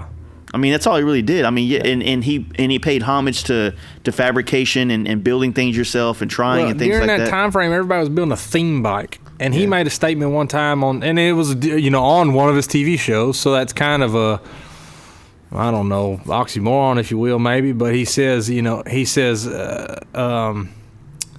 a comment about, you know, everybody's building themed motorcycles, and he says, I like building motorcycle themed motorcycles. That's what he said. That's pretty good. And I thought that shit was genius. I was like, yeah, I was exactly fucking right. I want to build a motorcycle I can ride. Mm-hmm. I don't care that the back fender is a spider web because it's going to cover me in fucking mud. Yeah. And, you know, I don't care that the handlebar looks like a baseball bat because that means at one end it's thin and it's going to break. You know, like, you know what I it mean? makes sense, yeah. So I've always admired that about him, and so I put that into that was like the forefront of my going into it. Like, I'm opening my own shop, and when I left that shop in Florida, I was so pissed because I was trying so hard to bring in choppers. I had all kinds of chopper friends in Florida, and I was trying to bring them in, and the service manager and the owner were all but getting fucking pissed at me about it. Mm-hmm. And in my mind, I was like, dude, I'm bringing work in. Like, why are you so upset that I'm bringing work in? And they're like, I didn't understand at that time, but for them, it was like, you're bringing shit in that we can't make money with. Yeah. You know, it's cool to you, and that's fun that you are back there getting to work on shovel heads, but we're losing our ass up here in the front where we count money. Yeah. And I didn't understand, and I got real mad, and I wanted to leave, and so I had the opportunity to work with Billy a little bit, Billy Lane, and I got to meet his brother Warren Lane. Yeah, I remember that from And- the podcast you did with Dan. Yeah, so one thing I took away from Warren Lane was, you know, I kept hitting him up. Like, I was almost annoying to that guy, you know, because I thought persistence would get me a chance to do an apprenticeship with him because I really, really like Warren and Yeah, he builds nice bikes. yeah, his work and just everything, you know. So, you know, and at the time I thought, you know, it'd be cool to go down there and live in Miami and party and shit. Yeah. And so anyways, I finally get him. He tells me one day, he's like, all right, you know, the guy had left and blah, blah, blah. You can come down here. He says, long story short, he says, you can come down here, but this is my shop. They're my builds. We're going to build them my way. You know, it's just very much like, this is me. This is my shop. This is how I do it. And was just pretty clear on, like, I'm not building your dreams down here, buddy. I'm building my dreams. And Yeah. I didn't get it. It pissed me off. I thought, well, fuck you and fuck everybody. I'll go build my own damn dreams. And I'm glad that I did. But now that I have my own shop, I'm in full awareness of why my previous boss was so pissed at me that I didn't want to do service. I wouldn't do anything to bring in service work. Yeah. And then now that I actually am doing my own bills and I am having my own creativity, when people, you know, buddies of mine, I sometimes will run into that creative block like you will. Not at the level you do because I don't have the colors and things involved. Mm-hmm. But I'll be trying to design some kind of unique something to hold a taillight in a sissy bar. And it's got to be unique and different, but it can't be gaudy and over the top either, you know. And I'll be studying on it. Not a skull hand like and somehow, yeah, right. And somehow shoot an idea at me, and I almost get pissed about it. You know, I'm always like, hey, man, just fuck off with your opinion. Like, I got this. You know? And it dawns on me, like, that's what was going to happen with Warren. Mm-hmm. You know, Warren had his own ideas and his own. And good on him for you know, he's far more experienced than I am. Yeah, he put it on the table up front instead of so like... he knew what was going to happen. He knew I was going to get down there and want to do my things and build my name, and that's his shop. That's a lot about like what I went through working with Other Side Customs, and I don't know if I did a good enough job like when I did my podcast about my life and shit or whatever, but when I was trying to say, like, you know, at the time, a lot like you were saying about all the shovel heads in the back, in my head, I was bringing in money to the shop, but I was bringing in money and a lot of fucking work to get that money. Yeah. So it's almost like in you know, Gary's eyes, I get it. It's like, well, you know, could also do that same amount of money with just 4 of these bikes that you're doing with 10 of them. So it's like, you know, I get it. And you get to a certain point where you start like seeing, you know, you see it more clearly, or from that more like experienced, established perspective, and you're like, fuck, man, even at 28 or 29 or 30, like I'm looking at myself now going, okay, I see why that relationship went that way with that shop or this partner or whatever. Like I see it now because, you know, we're constantly growing and evolving. And I think that the one thing is, like, if you can ever find people that are more experienced than you in things that you do, no matter how old you are, just to be able to like soak up some knowledge from them, it's fucking worth a lot, man. Oh yeah, man. You know, absolutely. Like, I've had customers that I've found are very insightful, just not even necessarily because they're in this business, but because they're in business, that I could sit down and listen to them tell me or talk to me, and I could take a lot from it and be like, man, like that's you know, I can translate that to the motorcycle world. And, you know, I think it's just, like I said, I think nowadays with social media, like I was saying, we get so wrapped up in figuring out what we got to say and what we got to put out there, and we got to be the voice, when, you know, fuck, man, there's still a lot of old dudes out there that aren't on social media that have a way better message that we should probably be listening to more. Yeah. You know, but then again, we're all entitled now because we have 1,000 followers on Instagram. Like, fuck this shop, don't even have an Instagram, I'm better than them. Or, you know what I mean? Like, it's weird, man. No, I completely understand. I mean, just like we talked about with Instagram and Facebook both. I've noticed that with Facebook, I get an older customer base off of Facebook, but in true older people fashion, most of the time they got money. Mm-hmm. You know, the young hip kids on Instagram, they want to either know how to build it them damn selves, mm-hmm. or they want to know how cheap they can get it done. Whereas like some older guy will hit me up on Facebook, and it's just like, hey, I need this done. How much is it? Okay, I'll be there Wednesday. Like, there's no haggling, no bullshit, you know? So, I mean, that's just the difference for me business-wise between Facebook and Instagram. Yeah. But either way, the social media platform as a business, like we talked about, it's really hard to post every day. It's really hard to stay relevant. It's really hard to not post the same shit over and over again. But if you're not posting, and if you're not there, and especially with the way the Instagram now is trying to monetize things and the new algorithms and all, if I'm not in your face to where you can like my shit every day, you're going to like someone's shit because you're on there fucking off anyways. Yeah. Well, now that algorithm's going to make you see their shit, not my shit. Yeah. And so I did my own little experiment, if you will. About a month ago, I got real busy in work. I got real swamped. I was trying to invest more time with my wife now that the baby's here. And I thought, you know what? Like, something has to be eliminated from my daily activities. Social media is the easiest one. Took it away. Immediately noticed a decrease in activity from my customers. Mm-hmm. Immediately. And I was like, oh shit. So recently I've started reinserting myself onto social media, and boom, I automatically see more of an influx. So it's like, okay, that's where we go back to that like return on investment. Yeah. But it's still return on investment or not, it's still fucking as a business. You know, it's easier for like one of your homies who not running a business. He works at Sam's Club or wherever, and he just gets to, you know what I'm saying? I just throw some shit out there, Sam's Club. but he just gets to fuck off on social media. Yo, dude, give me some of that pizza. He gets to post dumb memes and dumb shit and no captions. Yeah, and, social media is a different thing for him. yeah, but for us, it's fucking work. Yeah. I've got to post the right picture. It's got to have the picture itself. The image has to have the right content. It's got to be a good quality image, too. Absolutely. It's got to be a good picture. You know, because now everybody's carrying a Canon DS5000 in their pocket. Yeah. You know, because of a damn iPhone. Exactly. You know? Well, Blessing and a curse. Well, that's the same thing like for me. Like we invested in cameras. You know, Jesse was running a camera for a long time, and then I've always had a Nikon, a nice one.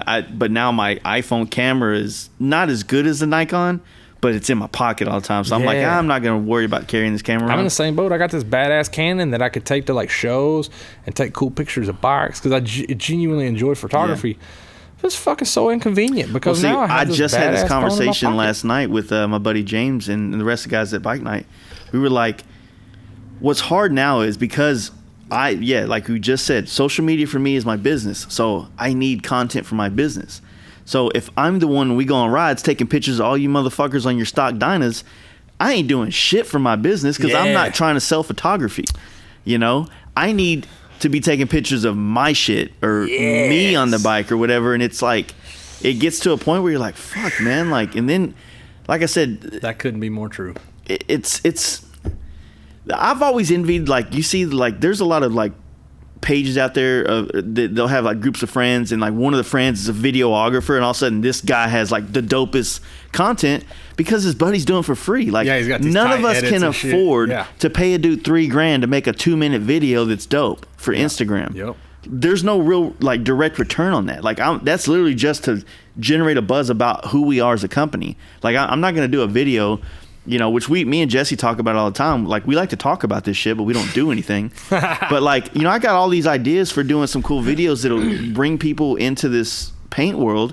But to be honest with you, I don't really want to be in front of a camera. Like, I don't really want that kind of limelight, you know? It's real weird. Like, you get me drinking, I've become this guy that used to play basketball and I'll tell you how big my dick is, you know what I mean? But in reality, man, I'm not really into all that attention that way. Like I like having a helmet on. That way I could be just. I used to be extremely closed off like that. Yeah. And through putting myself out there, and I tell you what built my confidence was, I got told early in the years of my company, of my shop, I had a couple of people give me some super, super good advice and intel on how to negotiate and navigate social media. Now that was back when the algorithms were different and social media was different, so you had to approach things and handle things differently then. Yeah, it's different now. It is completely different now. It's different how you need to make your post. It's different when you need to make your post. It's different now that there's Instagram TV and stories and Facebook has stories and you know all this different shit. Now I don't fuck with Twitter and Bumbler fucking Snap, Snizzle, Grindr. Twizzle, and all that other dumb shit. Like I don't fuck with that. So, that's just a rabbit hole for me to fuck my life up. So what that is, but especially Grindr. I don't even know what that is. Yeah, good time. Chicks with dicks, dude. Whoa, all right, I'm out. Yeah, but but yeah, what you're saying, like I've listened to a couple podcasts recently, like the Andy Frisella one. Yeah, you know, and it's I listen to that dude religiously. I like listening to that shit, man. I really do. But I'm not this hustle, grind, sell, Gary Vee, you know, Danny Dixon, all these people. Like, dude, I'm not. Man, I like to have a little bit of authenticity in who I am and how I am, you know, and that's kind of that's me being very stubborn, you know, as a business guy. Yeah. Where I don't want, like, the one thing I don't like, and this has nothing to do with the company, but I don't like people who have Instagrams, like shops, like, for instance, like I said, Booster Brad's one of I respect that man more than anything else in the world. Well, damn. I don't like going, like, I want to go to his Instagram page and I want to see his business or him or what he's about. Yeah. I don't want to see 100 fucking things for sale. And I'm saying that not like I said, I love Brad. He's a cool dude. But it's just the I thing agree. in life If that, I'm looking to buy something, I'll go to your damn website. yeah. You know, and that's not at Brad. I follow him, but I don't guess I'm so in tune to his particular page that I guess that I've noticed that. It's a but lot at of the pages same now. time, I kind of bracket it in my mind. Like I don't say like I don't rate. I feel like that's cutting my own throat. But I don't see myself at the level of Boosted Brad for sure. and San Even Diego me, Customs and these other guys. So when I see their pages and I see that it's just a bunch of shit for sale, I don't guess it really shakes me up any because I somewhat expect it. Yeah. You know, but those dudes, they've been around longer and they're of a little bit of a different generation. Like we talked about earlier, you had said something earlier and I totally fucking just forgot to kind of tap on it, but the older generation, like my dad's generation, Yeah. they like that generation works mercilessly, but that he don't want to build shit. He wants to go to work Monday through Friday, bust his ass. He wants to make a damn good check, and then he just wants to buy shit for his bike. Our generation now, people want to, and it's a DIY in a generation, which is Yeah. great. I love that. That's why I tried to do those classes. I tried to do welding classes. I tried to do service classes. I tried to do all female service classes. Like I advertised a female service class, and then you could do groups and this and that.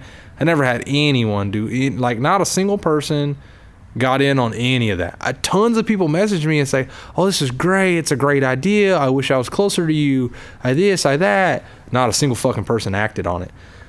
But what I'm getting at is like our generation now is far more DIY. So you were talking about like the older shops. What you had said was the older shops, you know, like Arlen S. and Jesse James and these guys.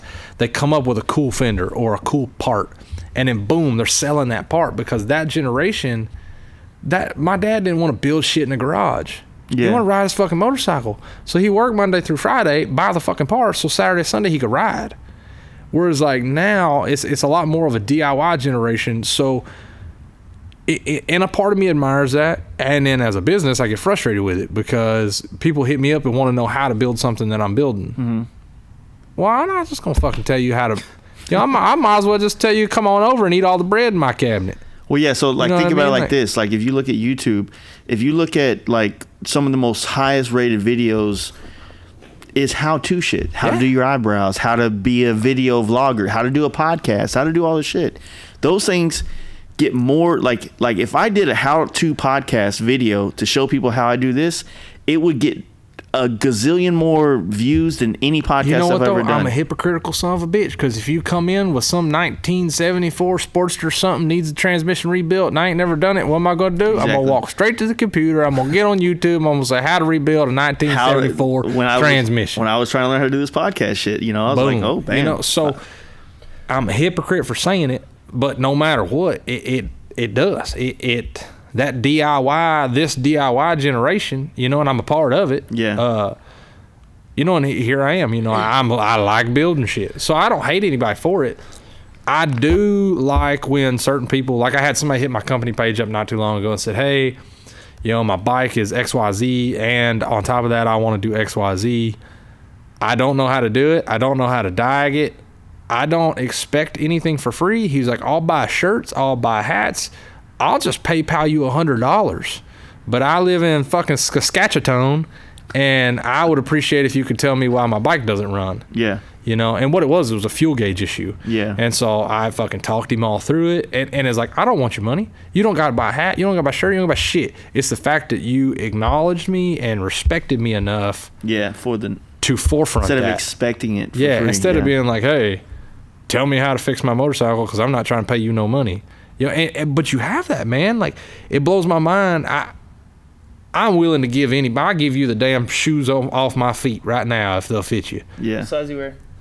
These are 10 and a half. Well, the same thing that happens to me, right? People want to learn how to paint, right? But they I'm just like, take it from you. I'm all right. Come out of the shop. There's a broom. And then after you've done that, after you learn how to sweep properly, which is a lost art for a lot of people these days, Yeah, you damn right. then I'll show you how to sand. And he goes, "Well, I don't understand why that has to do anything with custom paint." I was like, "This is all part of doing this business. Yeah. You got to start at the bottom. You know, if you think this is YouTube where you just come in and click on the learn how to do a skull, like that's not how this works, man. Yeah. That's not how any of this works. I'm like those old chicks talking about Facebook with the wall. Yeah, like, that's not how any of this works. but I unfriend you. Yeah. She's like, but I mean, that's the thing. It's like, you know, and what always blows my mind is that people will be willing to go get a piece of paper, right? And there's some benefits to that. You know, I got this certificate, so I get to skip the line a little bit. Yeah. But no matter what, usually you got to go get that piece of paper, and then you got to come right back here and start right back there. I got AMMI, went to the dealership, and was a porter. I was allowed to wash motorcycles. Exactly. I'm a fully certified Harley-Davidson technician. I am allowed to spray soap on them. So I'm like, why don't you, Like, you know, like I was joking around before, but this guy was like, well, why don't you just give me 20 grand and then pick up this broom and let's just skip to school. You know what I mean? That's what tattoo apprenticeships are. Yeah. You know, you're paying to be there for most. I don't know if they still do it as much as they used to, but you're doing that and you're prepping, you're learning how to set everything up, you're learning how to adjust and work on machines. I think it's all rotaries now mainly. So you're doing all this shit, but it's a respect thing. And in the custom paint world, it's like, I can teach you how to do things that you can make a lot of money on. You know, even the skills that you're going to learn here are applicable in the collision industry. Yeah. You know what I mean? So there's a lot of things you can learn here that you can apply to other areas, but you know, I find just in running my business, I find appreciation for like in my own self, like, if I take the time to clean my shop up, if I take the time, you know, I don't have a bunch of female customers. I have a couple, you know, but I always keep my bathroom spick and span. You walk in that bathroom, you'd never think that it was a damn aftermarket motorcycle shop with a bunch of greasy old drunks hanging around. Exactly. No, because that toilet looks like it's made for royalty, and that fucking that sink don't look like it ever seen grease before. You know, like but I take pride in that. I take pride in those stupid little things that are aggravating. And there's sometimes I'll be swamped in work. But I just be like, you know what? I'm stopping right here. I'm putting all my tools away. I'm cleaning this fucking shop. I'm getting everything righty-tighty, like the way it's supposed to be. And it's just... It's a reset. It's just like that it's spring definitely a reset, thing, but you know? it's definitely a reset. But I don't feel like certain people understand it until it's theirs. Yeah. You know, like you owning this shop, and I'm sure like you get fucking sanding dust and shit everywhere, and it's just all this shit's covered in dust, and that one day you stop and say, nah man, I'm cleaning this whole motherfucker. When you come in the next morning, you're re-energized, you're remotivated, like that everything comes back, you know. And so sometimes that's what it takes. But you know, a couple times now, I completely understand. I've tried to get people to come help me, you know, at the shop. And so I do like production welding for a couple of different companies now. Mm-hmm. And so I'm extremely blessed to have that, because if I can keep this going, my goal is to get enough of the production welding and the production metal work that I do to get enough of that every month my bills are paid, so that I don't have to do service. I don't have to do motorcycle things that I don't want to do. I can just build cool motorcycles. That's my goal. Yeah. You know, I got told a long time ago by an old man, the only way you're going to do the things you want to do is to be willing to do the things that you don't want to do. He's like, if you spend all day doing the things you don't want to do, then when you get free time, you're allowed to do any damn thing you want to do. You know, and so it's maybe hard to understand that for some people, but that's the way I see it. Like, I don't like doing tires, I don't like doing oil, I don't like doing that dumb shit, you know, but I do it because if I do enough of them, my bills are paid, and now I can build a chopper. Yeah, now, well, it also frees your mind from all the, you know, the older you get, you know, in my opinion, the older you get, the more life, the just natural stresses of life and the weight of responsibility, the responsibility gets heavier every year, no matter how much more efficient or how much better you get at living and doing things right. It's like, where did all this extra responsibility come? Oh, I'm 36 now. But it's just part of it. But like that production shit that I got going on, it's boring. Yeah. It's boring as hell. It's awful. It's absolutely awful. I'm not going to sit here and sugarcoat it, but I do it day in and day out. I'll stay up all night long doing it just to know that I get it done and I make the money and I get it. So, you know, I advertised to have some help come out, you know, and I went through, 6 different people. And, you know, just like you were talking, it's the same concept, man. It is. I'm not even going to beat a dead horse with it. Same concept. Like you got people that come out and want to start spraying metal flake day one. Mm-hmm. I got people that come out and want to work on this $60,000 chopper day one. You know, like, you know, well, it's also another thing that I've noticed, and I've been fortunate enough to, you know, talk to a lot of companies, like some of them big in this motorcycle world, and some of them, you know, just as small as ours. To some big ones now, boy. So it's like you get to, you know, hear things, and it's like put it like this, and I think I've touched on it a little bit earlier, but a lot of companies now are doing this, and it's fucked up, right? You're a big company. You have 50-something plus employees. And I say that's big. It's way bigger than this, right? Hell yeah, I mean. So when some of those employees get super long in the game, and they've established themselves or established your brand in their area, mainly in sales and different, you know, bigger companies. Let's just use, not this company, but let's use it for example. Say Vance and Hines has, you know, 10 reps that run all over the country to push pipes at all the dealers across the country. Well, let's say the Florida rep has been killing it in fucking Georgia, Alabama, Florida, you know, Mississippi, right there, Southeast, right? And every month, you know, $60,000-$70,000 in exhaust getting sold from his area, right? He's established that area.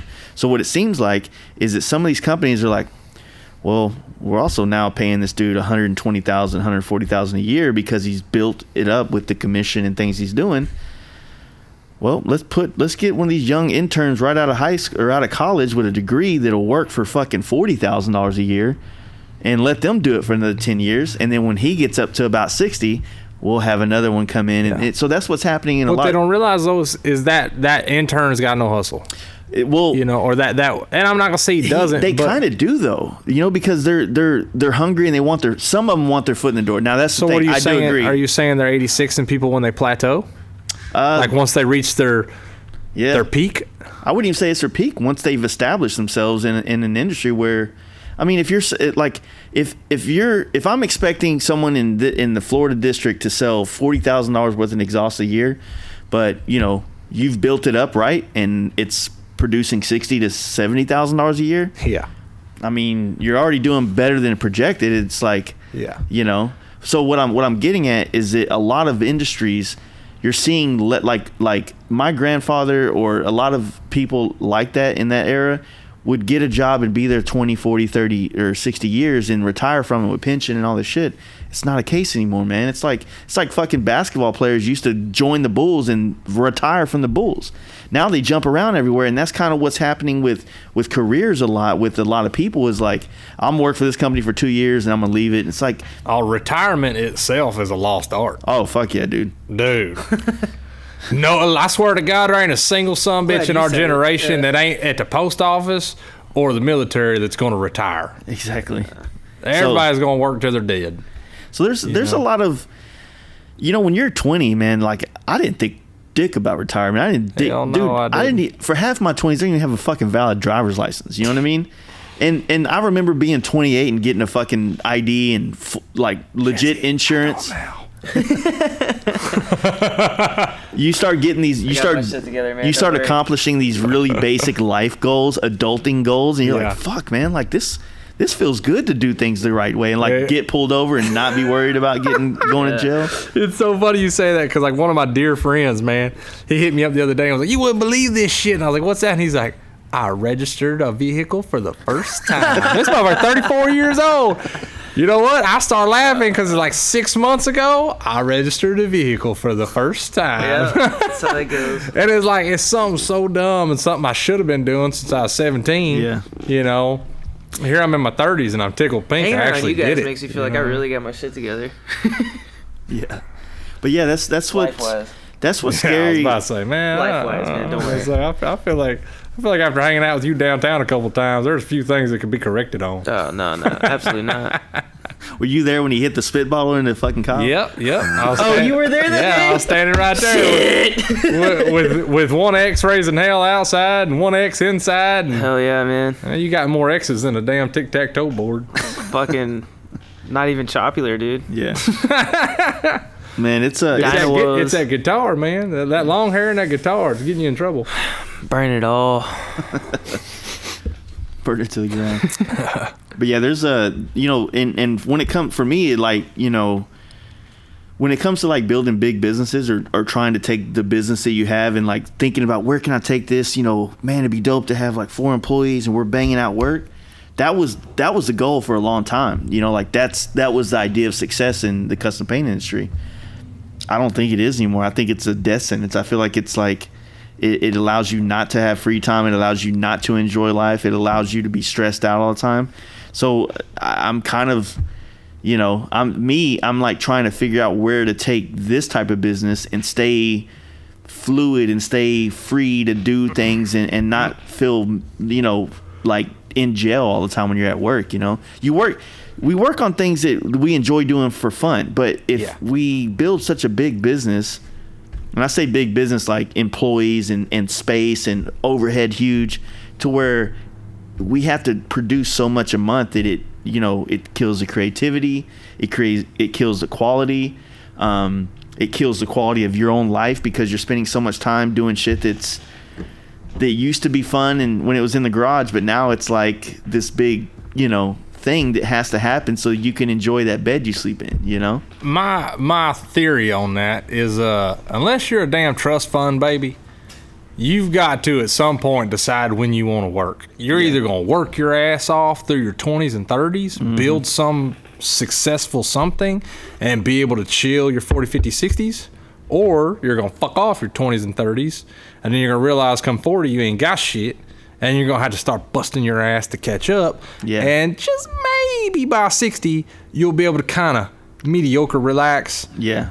And I think no matter what, whether you did it hard in the beginning or did it hard later or whatever, either way, you know, by the time you get that old, you've probably fizzled out anyways, which is fine because now you're starting to study on when your expiration date is anyways. Yeah, yeah. So it doesn't matter, but... Watch Westerns and shit. Yeah, hey, don't be judgmental now. But no matter what, you either got to work hard at it now or work hard at it later. But if you're ever going to have shit, you got to work hard, you know? Yeah. So I understand what you're saying about that whole... You know, hustle, and having no life. But I did. You kind of got to pick. You either want to hustle now and have a life later, or you want to have a life now and hustle later. True. Whichever one, that's fine. Agree. I don't think it makes a hill of beans either fucking way you go.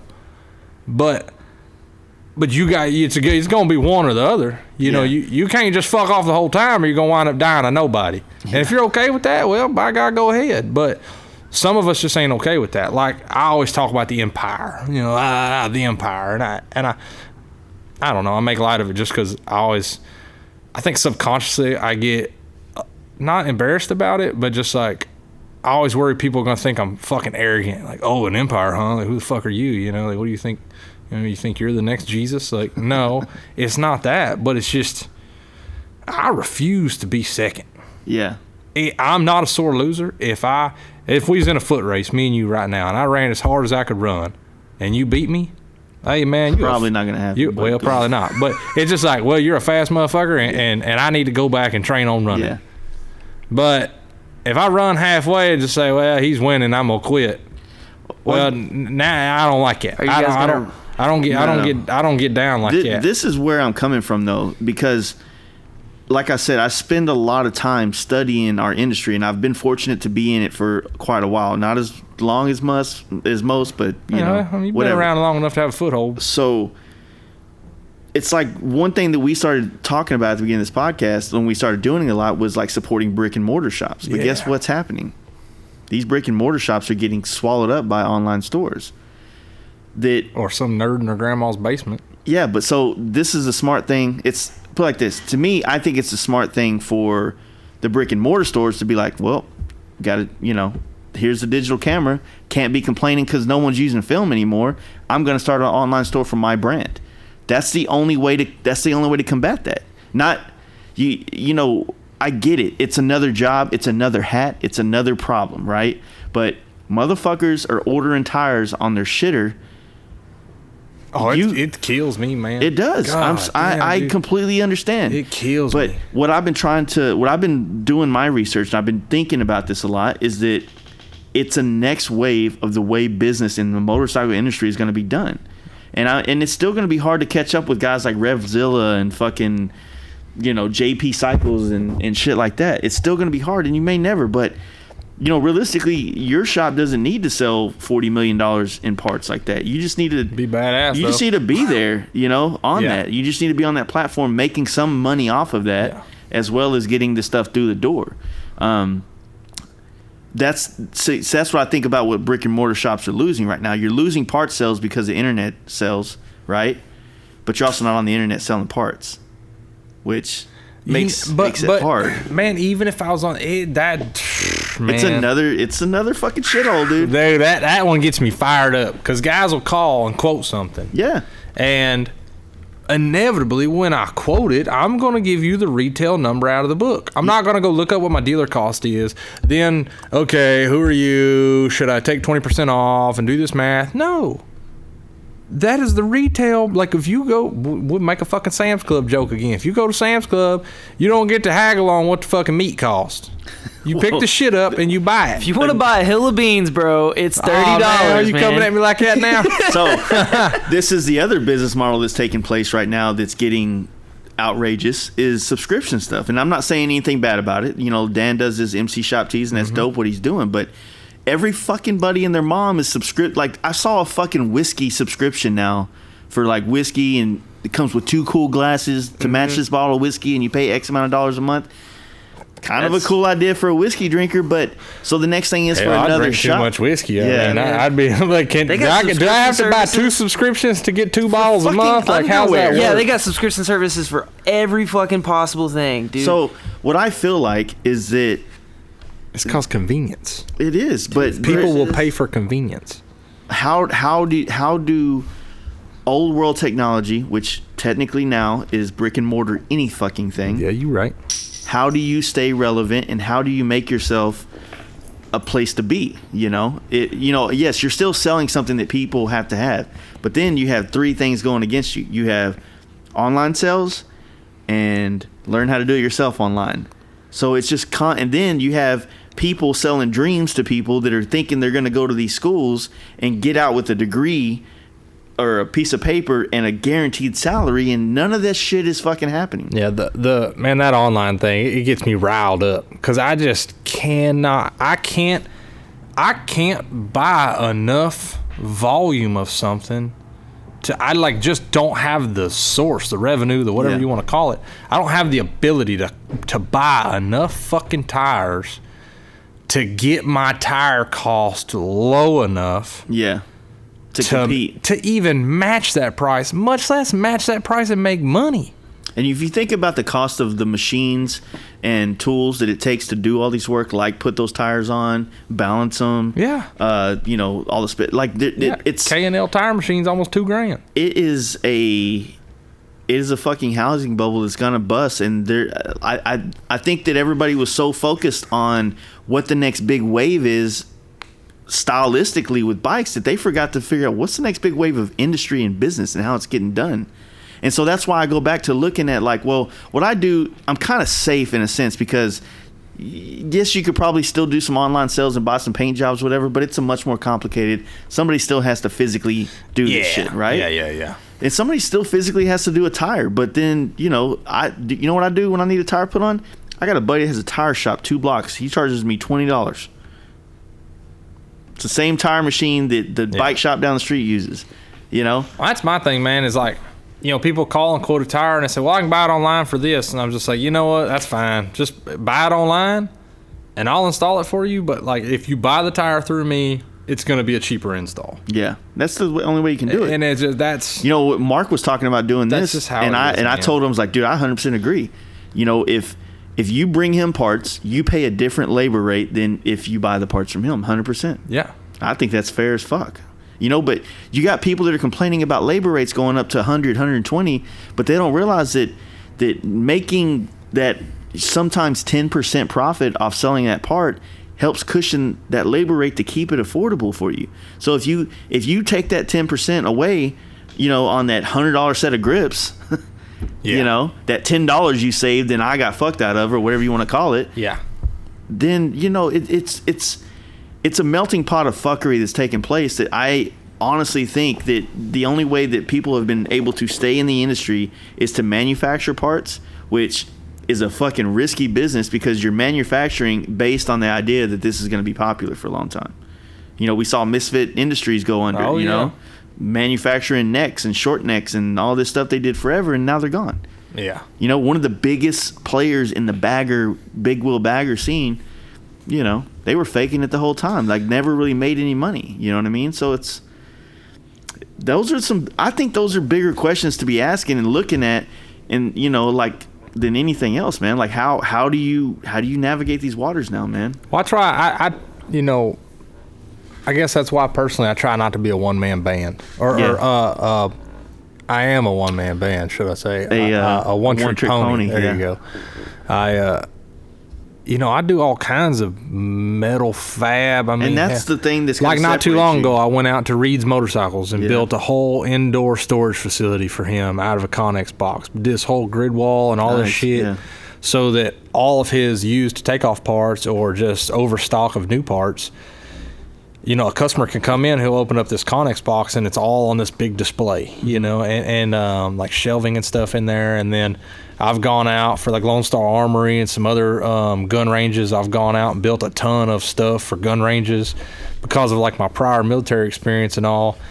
It allows me enough knowledge to know my way around the gun world to be able to now implement my metal knowledge to now go out and build targetry or build, you know, like at Lone Star Training Facility. You know, hell, we built a whole shoot house, a whole damn city of Connex boxes to go for letter agencies to go out and be able to train and learn and all that. So, you know, allowing myself that is great because when motorcycles get slow, it gives me another way. And like the production welding I do for some of these companies, you know, that takes me back to my point though. So the illusion or the idea or the dream of doing, like you said, you want to be the next Jesse James or that Billy Lane thing, it's kind of off the table now. You have to have your hands in a lot of baskets.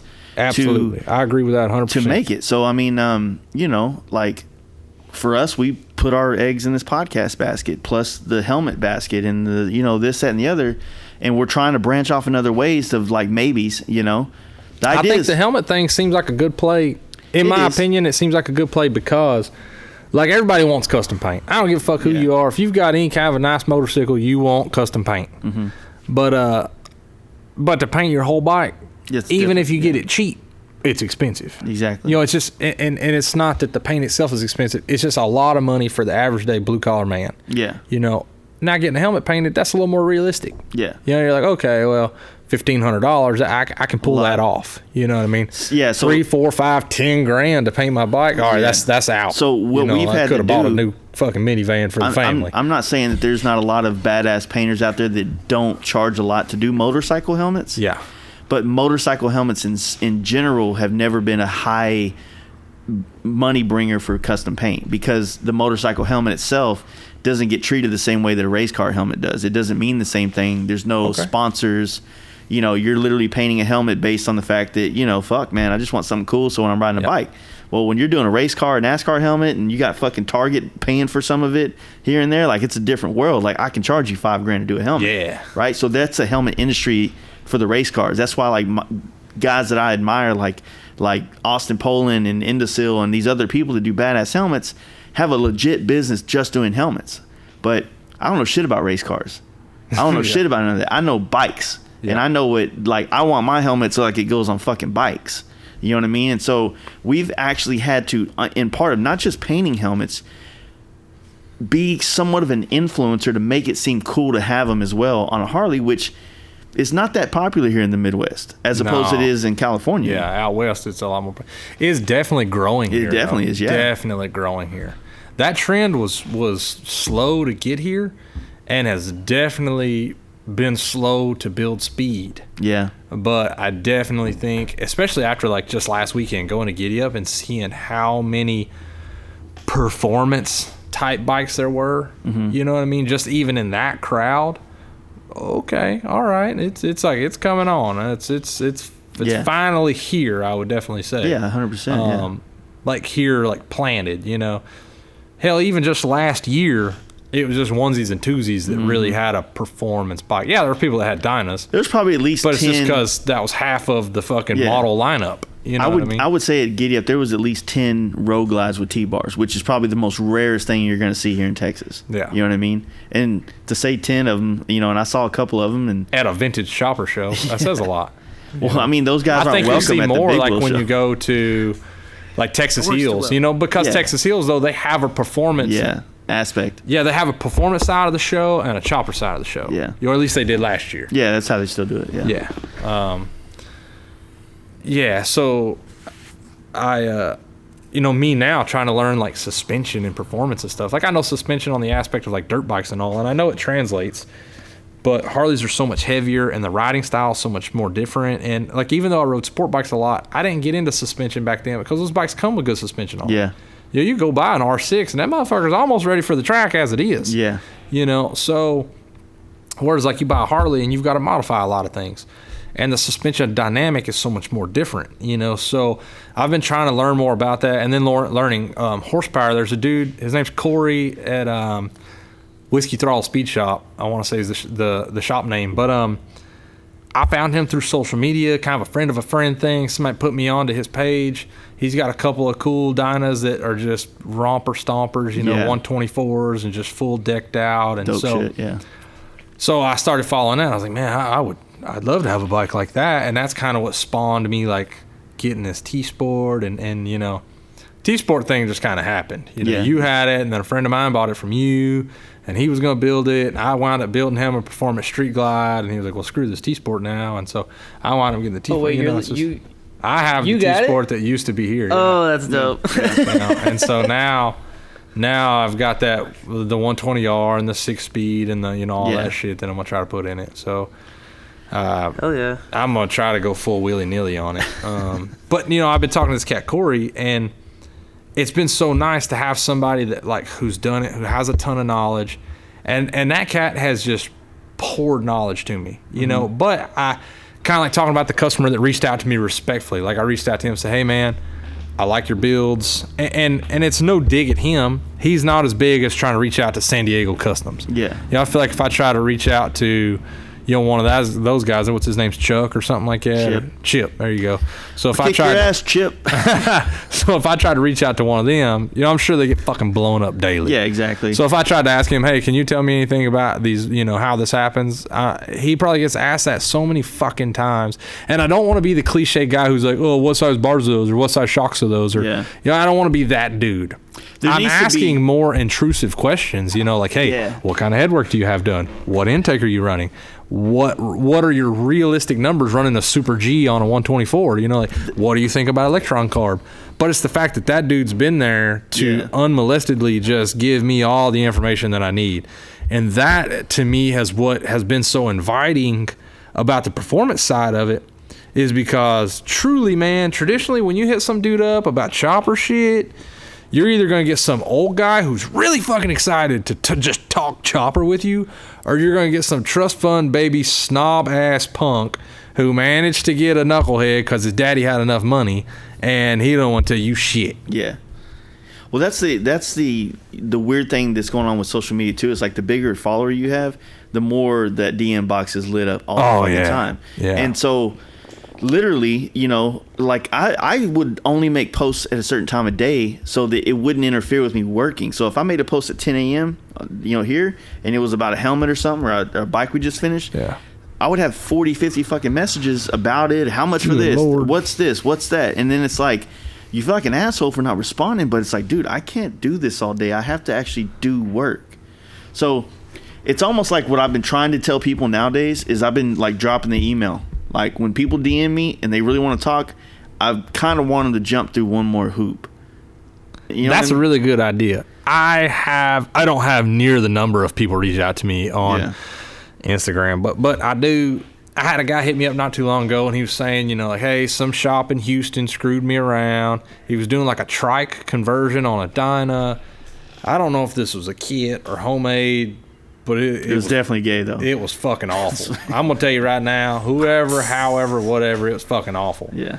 So he sends me like this volley of pictures and then says, you know, I want to have you fix this. Pretty much like how much? Yeah. I can't.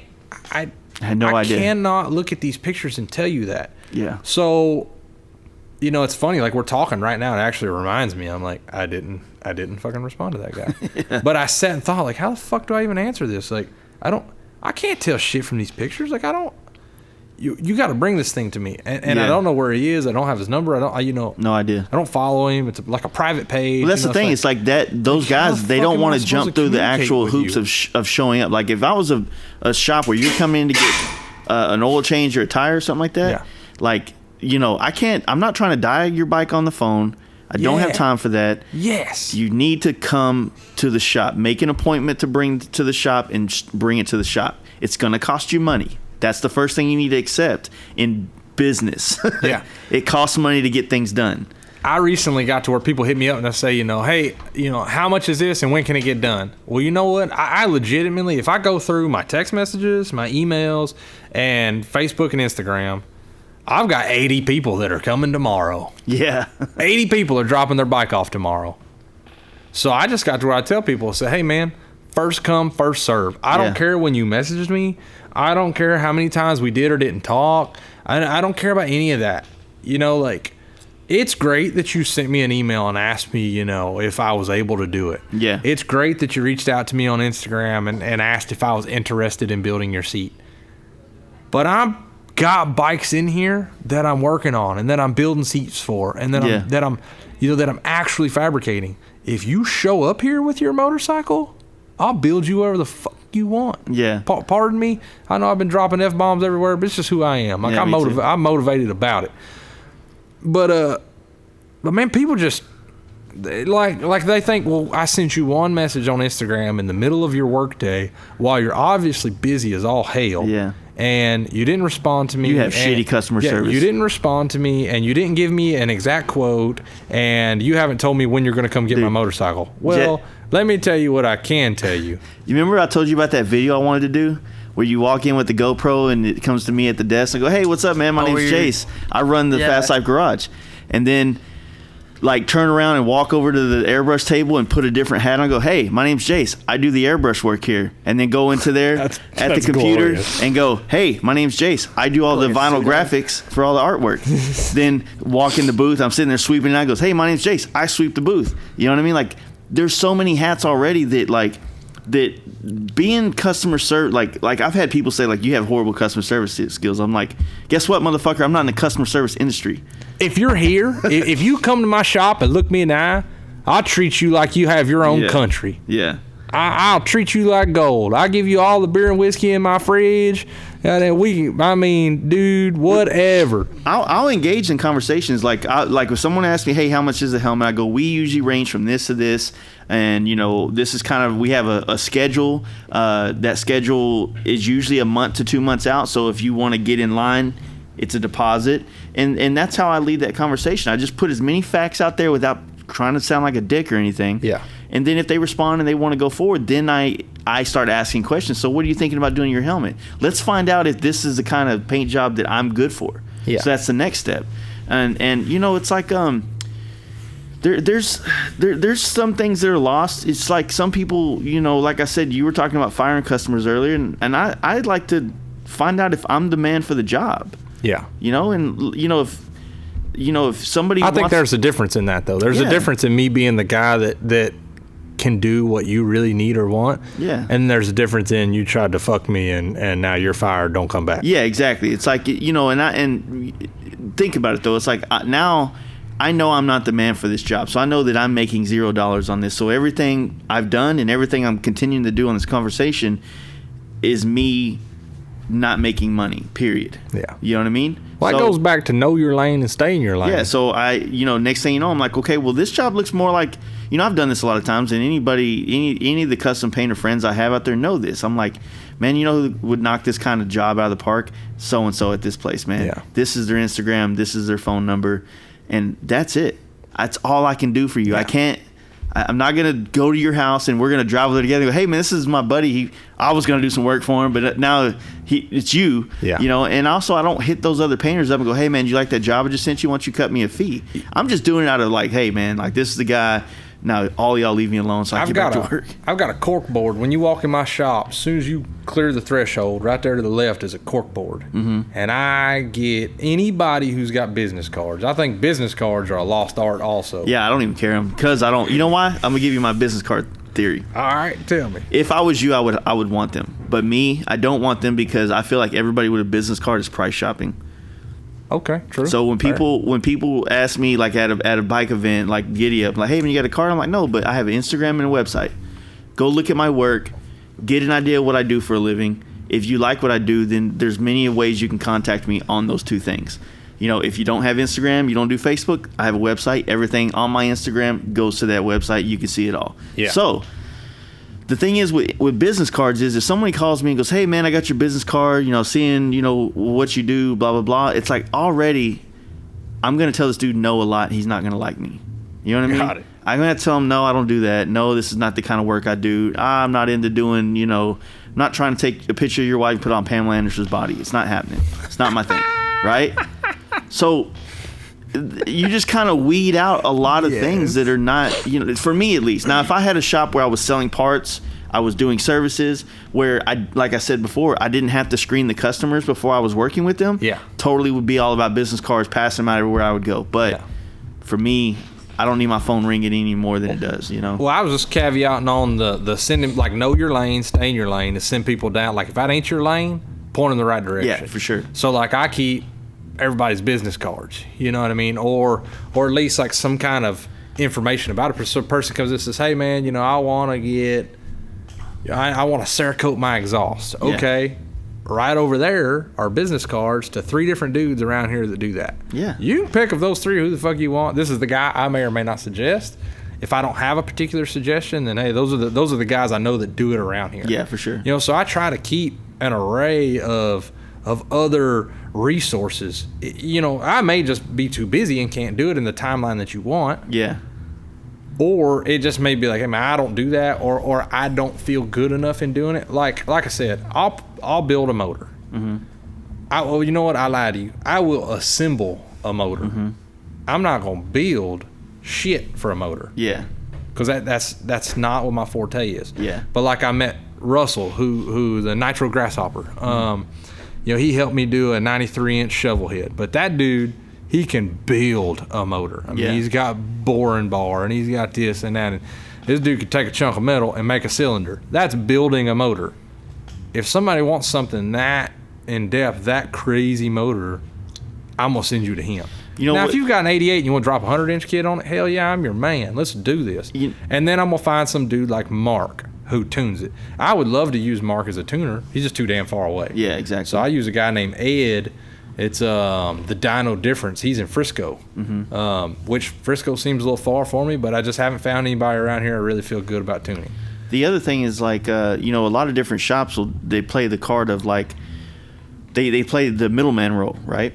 And that's another type of business, a type of motorcycle business, right? So you have a shop, you don't really do a whole lot of stuff in house, but you have a painter, a powder coater, a tuner, a motor builder. And then they just make money on markup of that shit. Yeah. I absolutely refuse to do that. Yeah. 100%. And so that's what I explained to certain people. I was like, you know what? You want me to do a repair work? You want me to paint your bike? Like, oh man, I just want to do a color change on my bagger. I'm like, well, I'm going to charge you $3,500. And I'm going to take it to my buddy down the street who charges me about $1,500 that does a great job. I mean, that's what I would do. Yeah. Or I could do. But I usually just say, hey, man, let's do it over here and do it cheaper. And that's me. That's me. Yeah. I have this, and I absolutely know I'm a complete, I don't say idiot. I feel like I'm an idiot for doing that because I could make money. Me too. And my dad, man, you know, I admire everything my dad says. And he tells me, he's like, man, he says, I understand why you do it, but you're a fool for missing out on money because the next shop they go to is going to do it. Yeah. And that guy's going to make money and you didn't. But I go to bed every night and sleep like a damn baby because I ain't fucked nobody. Yeah, and that's you know, me too, and I have this moral qualm with if I said, yeah, man, I'll build you a custom motorcycle, paint it and everything. And I build this bike and I bring it down here and I have you paint it and you charge me $1,000 and I charge him $2,500. I just made $1,500 off of your work. Yeah. Now I get it. That's the way that business is. Yeah. And I get to make money because I have those resources and you still made money. So everybody wins. Yeah. But I just, for some reason, I've got this, it just haunts me at night. Like, I don't like, it's dumb.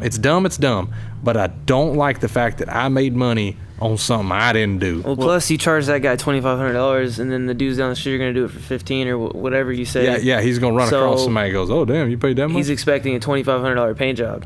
Yeah, so that's why, like, we've dealt with this before when we used to do a lot of big wheel stuff, is that we would have shops that would quote $10,000 paint jobs and then tell us that they only had a $3,500 budget. Yeah. That's crazier than hell. Legit, like big time stuff. And I was like, you know what, man? I've never experienced nothing like that. I totally agree that if you're a shop and you're building a bike, you sold that dude a wheel, that wheel costed you this, you made money on it. I'm totally fine with an upcharge for our paint work, but 20, 30%, 40% is even pushing it. So I mean, think about it. If I'm charging you $5,000 to paint a bike, 30% on markup for things like that's kind of industry standard. I think the buddy thing, I think the right thing to do is 20%, but I think industry standard's at 30. Yeah. So, but you'll see people 40 plus. Yeah. So it's like if I charge, let's just say lower numbers. If I charge you, let's just say $5,000. I say this bagger's gonna cost $5,000 to paint, and you're gonna add a 30% markup onto that $5,000. That's a lot of thousands of dollars, man. Yeah, hell yeah, it you're is. You're making more money off that, because realistically, other than a motor, which you buy an S&S fucking 111 motor, you don't get 30% on that. I don't think. Hell no. So you're not making. That's the only thing else that's equivalent to being in a custom paint job range that you could sell as a shop. Yeah. So it's like. Yeah, an S&S motor, there's genuinely not a big markup between stickered retail in the book and what my dealer cost is. And that's a big thing that, like, Mark, like, he loves to build motors and he knows how to do them really well as far as like rebuilding them, getting the flywheels done and everything. So he could sell that S&S motor, but most of these people want to go buy the S&S motor offline so they don't have to pay tax on that $5,000 product. And then some places, I don't know about motors, but a lot of places, they have the volume to afford the free shipping. So now you're not paying shipping either on that. Yeah. But then you're showing up with a motor that you got off fucking RevZilla, that you're showing up at a shop to get installed. And now if any problem with that motor is taking place, he's like, I just installed it. You're going to have to call RevZilla. Somebody's going to have to pay me to take this motor back out. So, there's a lot of reasons why you should have just bought that motor and paid the tax and whatever you charge for it. I ran into, not that scenario. I understand what you're talking about on the somebody's now got to pay me. I had to eat a motor job. So I did an S&S 100-inch kit on an 88, platform. Did the 100-inch top end kit, did the break-in, did this thing proper. Like, all my clearances are good, everything's good to go, follow everything dress right dress, do a real good break-in, put it on the dyno. It does great numbers on the dyno. Everything's great, right? Pull it off the dyno, put it in the trailer, bring it back to the shop from Frisco. The motor cools down. Go to start it, motor cold seized. Yeah. So call S&S and I'm like, hey, what the fuck just happened, And they're like, well, we had a lot of, like a batch of bad cylinders go out, and that happened on a few of them. Look on the bottom cooling fan and see if there's this little dimple drilled in it. No, there's no dimple. They're like, okay, that's one of the bad cylinders. We're going to get you a whole new top end kit. They warranted it, not a problem. Parts-wise, cost me zero money. Labor-wise, I had to completely eat tearing this whole thing down. Now, mind you, it cold seized, so now I've got aluminum in the crank. So I've got to tear this whole thing down. I got to pull the no-no drain plug out of the crankcase. I got to run a boatload of kerosene through this fool, get everything nice and cleaned out. So now I've got to eat the tear down. I've got to eat the clean out. I've got to eat a whole new rebuild. And technically, I need to go put it on the dyno again. Yeah. Now the dyno guy's like, hey, you put the exact same parts back in there, like per spec, and he's like, so the tune's not going to be that far off. And the customer's like, we're not going to fool with it. So the customer opted to not retune because it was already tuned for the exact same parts, So technically it'd have been close enough. But yeah, dude, I took a straight fucking on that deal. And I understand. Mark had a similar situation. I understand SNS is like, my rep from SNS, the dude's been gold to me. Yeah. Has been complete gold to me. And he was very apologetic, but he was like, there's just nothing. He's like, SNS is not going to pay you for that. Like, I am sorry. I hate it that this happened to you, but you might as well go get you some Vaseline because this is coming. Back in the air ride days, when we were doing a lot of big wheel baggers and we were selling a lot of air ride kits, because I have a real good relationship with one of the companies that makes it. Yeah. Still to this day, I got their soft tail over there. I'm painting on the bottom shelf. Oh. It's nothing fancy. It's an old tour glide or whatever. Oh. But they had a series of bad batches of shocks, because everybody on baggers was running the Corvette rear shocks. Oh, yeah. And so there was a bad batch of those that went out everywhere, where motherfuckers were just blowing left and right. Me and my buddy Brad in the middle of the desert on our ride to California had them go out on us. But Both of you? Yeah. Oh, damn. In the same day, like 50 miles apart from each other. How mad were y'all? We had to ride on one shock from damn near on the other side of Grand Canyon all the way to Vegas. I mean, I have no sympathy because I rode across the country on a hardtail. However, one shock's still better than none. Yeah. But I can't tell you how many customers I literally had to go on the side of the highway and either try to put a new shock on or tow their shit back to my shop to wait for new shocks to get there. Now riddle me this: and I never got paid for any of that shit. They would warranty the shocks. Yeah. But I'm like, the customer's not going to pay me to come pick them up. Yeah, that whole tow, the repair, everything. Yeah. And air ride shock. So you put that on a big wheel bagger and you go down the road and the air ride goes out. Guess what's dragging on the ground? Fucking bags. Fuck yeah, I didn't think about that. Especially if you have front air ride too, but the front air ride holds out because the shock. Oh, now it's even worse. It's like so now pitching just the back of the dovetail. end. Yeah, dude, it was a shit show for a while, man. Like I had to warranty a lot of fucking air ride When shocks. you do those big, long, sweeping rear fenders like that and you bag them all out, do you put any kind of a bump stop or some kind of something to keep that son bitch from hitting the ground when it does go out? They have bump stops in the front, and you can do fail safes in the rear. Like Moose does things like that when he builds them. But I mean, it goes back to that whole like dynamic of the really very personal shop that's going to go in and build all this shit and you're going to get billed for it. Yeah. Or I want to buy this kit. I want you to install this kit shop. Yeah, got you. And, I'm guilty of always being that shop when it came to building bikes that, unless I was building, because when you build a bike for yourself, I hope that you're not thinking about the hours you put in it. You're just building what you want to build. Yeah. And that's why everything I've ever built for myself has always been the things that I guess bougie. I'm just playing with you. It's always been the things that I'm more known for when it comes to assembling bikes. When I say build, I like to say customize, just fixing up bikes. But then when I do one for a customer, it's never quite had that same spunk or fire as when I did it for myself, because I can throw 100 hours in the paint job and no big deal. It's for me. It's for my shop. It's a big rolling advertisement too. Yeah, but when you come to a customer and you tell them 100 hours, 100 hours at fucking $100, that's $10,000 in labor.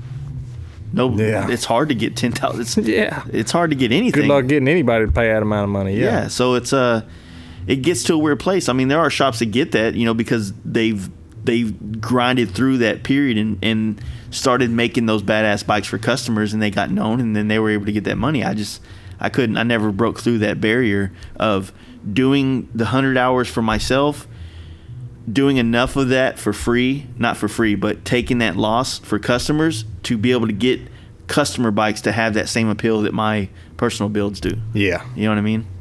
So it's and plus, I mean, like, fuck, man, we put so much time in that FXR when we were doing it and learned so much doing it. I don't have a customer coming to me going, hey, man, I got an FXR. I want you to go out for it. Go bananas. Yeah. Like that scene they don't really value that the same way like a big wheel bagger scene does. They dig it, but, if it's first on the list, like, man, I got to get a $10,000 paint job on my FXR. Said nobody ever. So...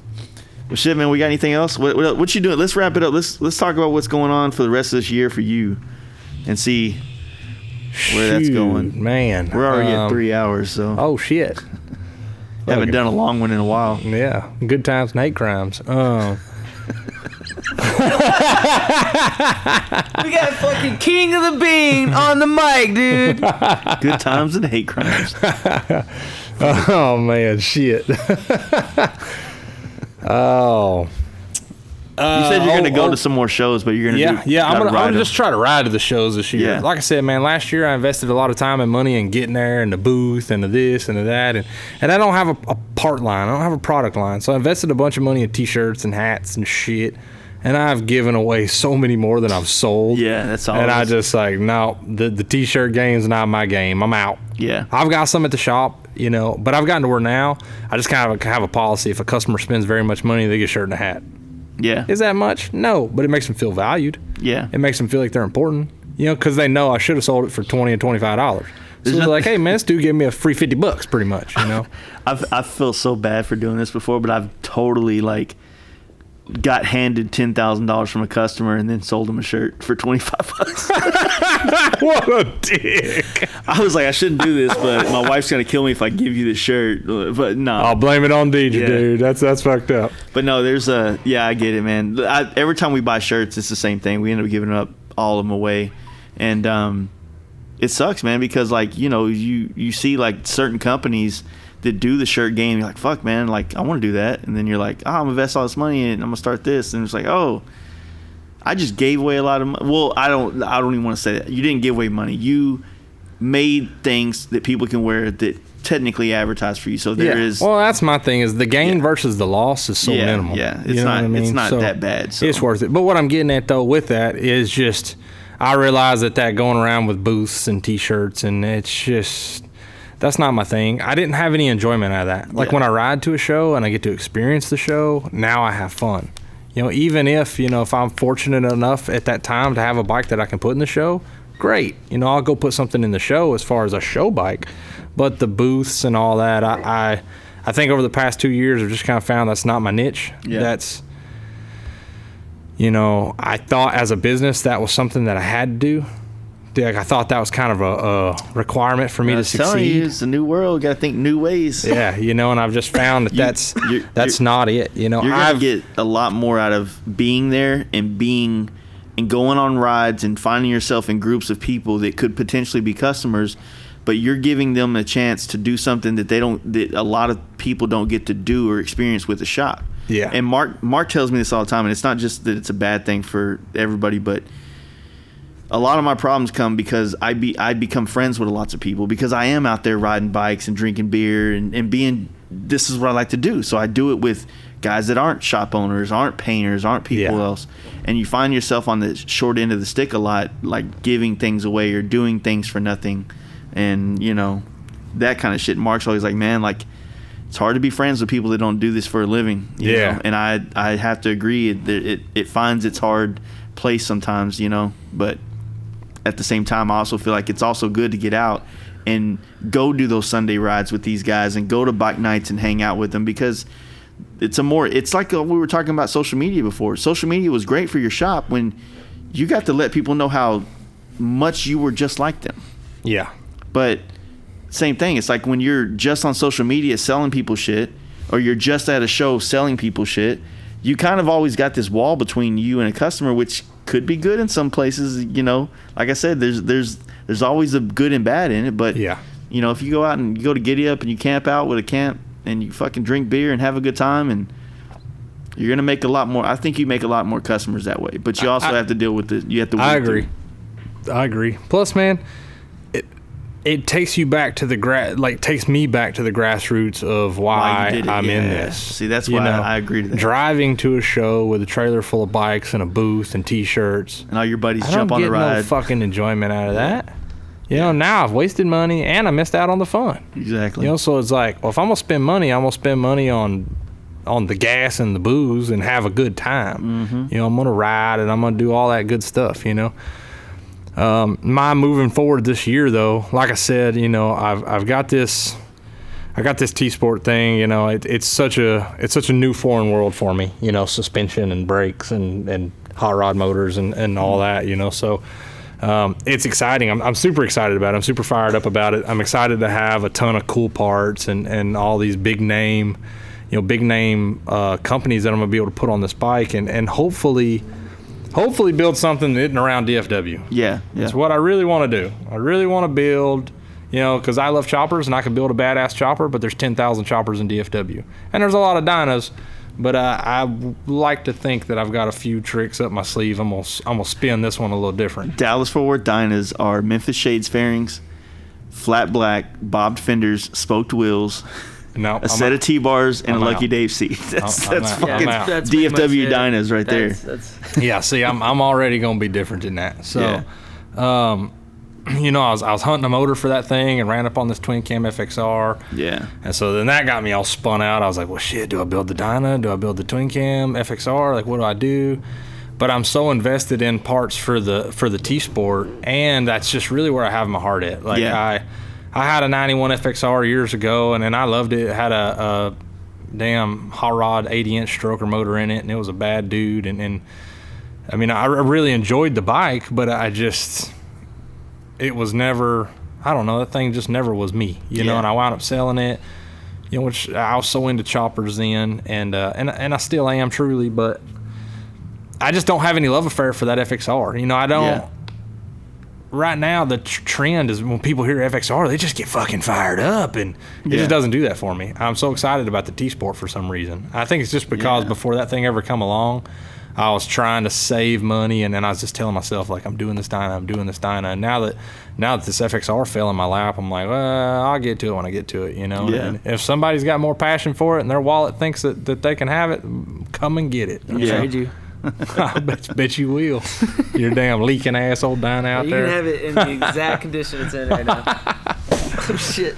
So I'm gonna try to build that T-Sport, but I posted that thing up about the twin cam FXR because it's kind of a cool story of how I got it. Yeah, it was a cool story. Made a post on that just because I thought it was something neat to share with people, and Chris Moose reached out to me. Well, he posted on that post on Instagram, said, you know, sounds to me like you're going to Sturgis with me, and I wrote back some like, don't threaten me with a good time type shit. And he's like, you know, well, done, we're going. You just publicly announced it, you know, like, so then he calls me, and he's like, for real, I'm dead serious. Build that bike, we're going to Sturgis. And I was just like, you know, so in that conversation, it spawned into, I agreed I'm going to ride this Dyna to Sturgis with him. So today, I cleared a lift. Dyna or the FXR? The Dyna. Okay, I'm going to ride the Dyna. Yeah. Well, as long as that 120 and 6-speed and everything goes into it like it's supposed to, or, you know, no one's been able to tell me for certain if an 07 and newer. I'm pretty sure. I hate to be the negative Nancy here, but I don't think any of it's going to work. If it works in an FXR, it's not going to work in a Dyna. See, I don't know. I don't know what's. Because a bagger platform is the only twin cam setup that'll work in an FXR chassis. And a FXR motor, a bagger transmission is a completely different style of transmission case and setup than a Dyna, right? Yeah. And then the motor is the only thing I'm not 100% sure. I want to say it might still work, but I want to say that like an A motor is, I don't know if it's the right one, but let's just say hypothetically, A motor is Dynas and Softails, and B motor is Touring. Well, no, a B motor is a balance motor, so that's a Softail motor. Okay. An A motor is a Dyna Touring motor. Okay, so I have an A motor. So the motor might work. Yeah. But I know for a fact that if the transmission itself will fit in an FXR, it will not fit in a Dyna chassis. Okay, so I might have to get a different transmission. Yeah. Is what you're saying? Yeah. Okay, that's not the freaking end of the world. Yeah, and trust me, dude, you can find twin cam motors like 103s and shit if you want to still do a twin cam FXR because it's already set up for that. Yeah, we'll see. I have the 88 and 5-speed that came out of, you know, that. I think that the motor might work. I think the only, like I said, I don't get me wrong. I wouldn't dare put it in there in its current condition. That thing looks like it got drug out of a Louisiana swamp. I think it did. I'm just, you know, it would get completely rebuilt. You know, I talked to S&S and they were saying that I could put in that 88. I could max those stock cylinders out and put a stroker crank in it, and it would make it a 106-inch stroker motor. Crazy thing is that motor, that would be cool for an FXR. That motor did look like it was underwater probably in fucking the hurricane because I got it from Houston. But it had a good run out. The run out was fucking perfect. Yeah, that's what Mark told me. It had a good run out. But it had a kink in the, like when you run it, it had a kink, you know, in the thing. Yeah, the crank bearings. Yeah. Yeah. So it needed to be rebuilt regardless. Like that the fact that there's no run out doesn't mean that they're smooth. You know, that just means they're not worn out. Yeah, exactly. This old Timken bearing motors though, but no, I think that it'd be a good project, man. And yeah. So either way, it's a fun new adventure for me, just because it's out of the norm of what I've done in the past. And then the challenge of trying to build one for Sturgis, that's not. You know, it's not next week, but I mean, it comes quick. Yeah. I mean, we're talking about 3-4 months. Well, we're in April now, so 3 months, 3 full months. You know, so I mean, yeah, I'm definitely going to have to pull some magic tricks. My biggest barrier right now is financially. I'm going to have to pull some magic tricks to actually have it powder coated, painted, like. People don't think about all the small accoutrements that go into. You need to set it up for travel. Mm-hmm. So you need to make sure you have at least sissy bar, which on that, if you want to do a detach, you really only can go with like boosted brad and then bag. Like there's a lot of things, but so I get there's a ton of details involved in that I've got to work out, you know. But yeah, my goal is to build that Dyna, ride it to Sturgis for the Dyna FXR show, ride it all over the hills, whatever. And then, you know, on back. I want to go. I was thinking of doing like a turn and burn because I've already made a decision that in July we're going to go to my boys' camp out in Michigan. Oh, tight. So we're going to do that. And then that's like a week or two before Sturgis, right? So then I'm going to try to figure out how to pull this off. But I'm going to do that, go there, blast around, do the UP around the fucking lakes, go try to podcast with all these people, come home, and I want to go to the Performance Bagger show. And I want to go to the fucking FXR Dyna show, and I want to do a little bit of riding. So if I could hopefully those two shows are back to back and not like Wednesday and Saturday. Because I can make it to fucking Sturgis in one day. That's not fucking hard. It's just the boring way, right? Straight up 35, cutting over. 35, yeah. So we can make it there in one day. Bam, get there. I got enough friends. I can squat somewhere, go to this show, see people, get one good night of partying, and then maybe the third day on the way out, do some of the riding from Sturgis through the hills, and then catch a hotel halfway home, and then bam. So 4 days, I can afford to spend 4 days on that trip. Dude, if that trip's so close to Michigan, why not just do a button hook around Michigan over to Sturgis to down? Because I can't afford to be gone for 2.5 weeks like that. Because it's like the 19th or something in July, and then you got 2 weeks, 2 weeks or so, and then Sturgis. So it's like I can't spend 4 weeks on the road. Yeah. Plus, we're doing a 2-week trip in June. Yeah, y'all going to Cali, right? Yeah, so we're doing this 2-week trip in June, and that's, you know, I'm already trying to figure out how to make enough money to pay all the bills for June. Sturgis is at the end of July, right? Yeah, beginning of August. Yeah, it's like first week of August, I think. Yeah. But then, what I was also going to do is I want to go to the Durango Four Corners rally, because that all the people that I'm cool with in Cali are going to be there. You know what I mean? Like, all the people that are in our scene or my Instagram feed, I guess you'd say, are going to be there, and I think it's a young rally. Yeah, your little area. DFW Dyna crew or whatever. Not those guys. No, I mix up who the fuck it is. Y'all North T-Bars. North Texas T-Bars. Yeah, there you go. Well, our friend is. I can't keep up with that. Well, I get it, but I'm just saying, like the Anvil 8. Man, yeah, the Anvil 8. We got all kinds of names. Is that? Yeah. It's the Anvil 8. Y'all's little legion there. Y'all going to Cali together? Yeah, some of us. Yeah. So we're gonna go to Cali together. And I'm not going, obviously. But you know, like, why not? Cause of one little transmission seal? No, cause I'm trying to get my life together. Oh, all right. Well, that works. 2 years of partying and not handling shit. It happens. Well, I finally moved out, and now that is the one thing that we can talk about that I can truly tell you I understand. Yeah, man. I finally moved out of my mom's, and I'm just like trying to figure out how to stay afloat, like with what I'm doing now. So ain't life a bitch? It is what it is, man. Still having a good time. Hell yeah, and that's all that matters, man. No matter what you do, you're gonna struggle of some sorts. I just can't make it to every show like I was doing, you know, because I freed up a lot of money just staying at my mom's, not having to fucking, you know, having to pay rent. Which was nice, but you know, fuck it, dude. Still gonna make it to what I can make. Money, Send it, bro. Here's the trick, man. Money management. Nobody likes money management because that means through the week you're not allowed to have fun. Well, yeah, that's what I do nowadays, man. I don't even really make it out to fucking bike night anymore. I just sit my ass at home and fucking make dinner every night, ramen, fucking macaroni. Make so dinner, ramen. Dude. You know when you start eating good like I do, you get a belly and shit, and then like someone brings up some old like white trash food we used to eat back in the day. You're like, fuck, man, grilled cheese sounds good. Yeah, tonight. so I'm hella crunch time right now though, just trying to get all my shit together so I can get my bike fixed and get back on the road, man. It sucks. It broke down like right whenever everything got nice. Yeah. Since you got married to Britta, she make you fat? Is that what happened? Pretty much, yeah. Yeah. He was on his way, man. He didn't need help. Britta D running Hell's Kitchen over there? Pretty much. She just didn't want me to look good for any other chick. So.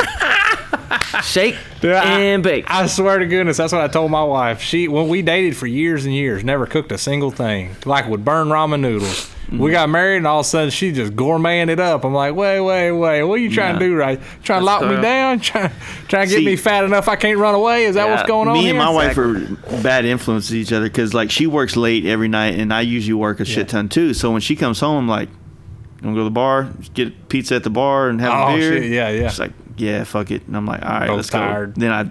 Then we get in a conversation 8 beers later, you know. We should stop drinking and get our lives together or something. You want to go walk tonight? Like, what the fuck is walking going to do for this body? It's just going to hurt my calves. I'm going to get shin splints. Oh, shit. Well, shit, I got to wrap this up so I can save some time. So tell everybody where to check your shit out, man. My name is Justin Kelly with hangEm High Customs. You can go to Instagram, which is hangEm High Customs, and then I've got a Facebook page also, hangEm High Customs. It's attached to my personal page, which is Justin Kelly. And then email, hangEmHighCustoms@gmail. And I mean, hell, if you want to text me, call me, hit me up about your bike. It's 270-350-5188. Don't be shocked. It is a Kentucky number. Y'all send us some dick pics. Nah, dump them out. Play free bird. All right, guys. Thanks, man. I hope you guys enjoyed that. Thank you, Justin, for coming out to the shop and hanging out with us. And, it was a good talk, man. I really enjoyed it. I'm looking forward to having you on more times, man. So, as always, I want to thank our sponsors, Texas Performance MC. Love you, Mark. Thank you for everything you do for this podcast and for me, helping me stay on the road and stay very performance-y-ish, whatever. All right, cool. Also, want to thank Paint Up for Metal Flake. Thank you, Brian. Check them out. Paint Up for Metal Flake on Instagram, paintupfor.com if you want to check out their flakes and pearls and all that good stuff. And I also want to thank Kevin over at Big Bear Performance. You can check out their website at bigbearperformance.com. Also phone in orders at 909-478-7788. Give them a call. Let them tell you why but Olin Suspension is the way to go on your setup. So check it out. He also sells a lot of their products, a lot of cool things. Mid controls for baggers. He's got them. Fucking holler at him, dude. That shit's fucking gold right now, it seems like. So thank you guys for checking this out. We're going to be back next week with another one. Don't forget to check out our Patreon. Don't forget to follow us on Instagram at The Fast Life Podcast. And as always, all you guys tagging us and the people you want to hear, remember, tag them about us. It's easier then for us to, do the talking back and forth that they already know about us through, people that follow them. So we appreciate all that. And you guys have a good weekend and, keep doing motorcycle shit, man.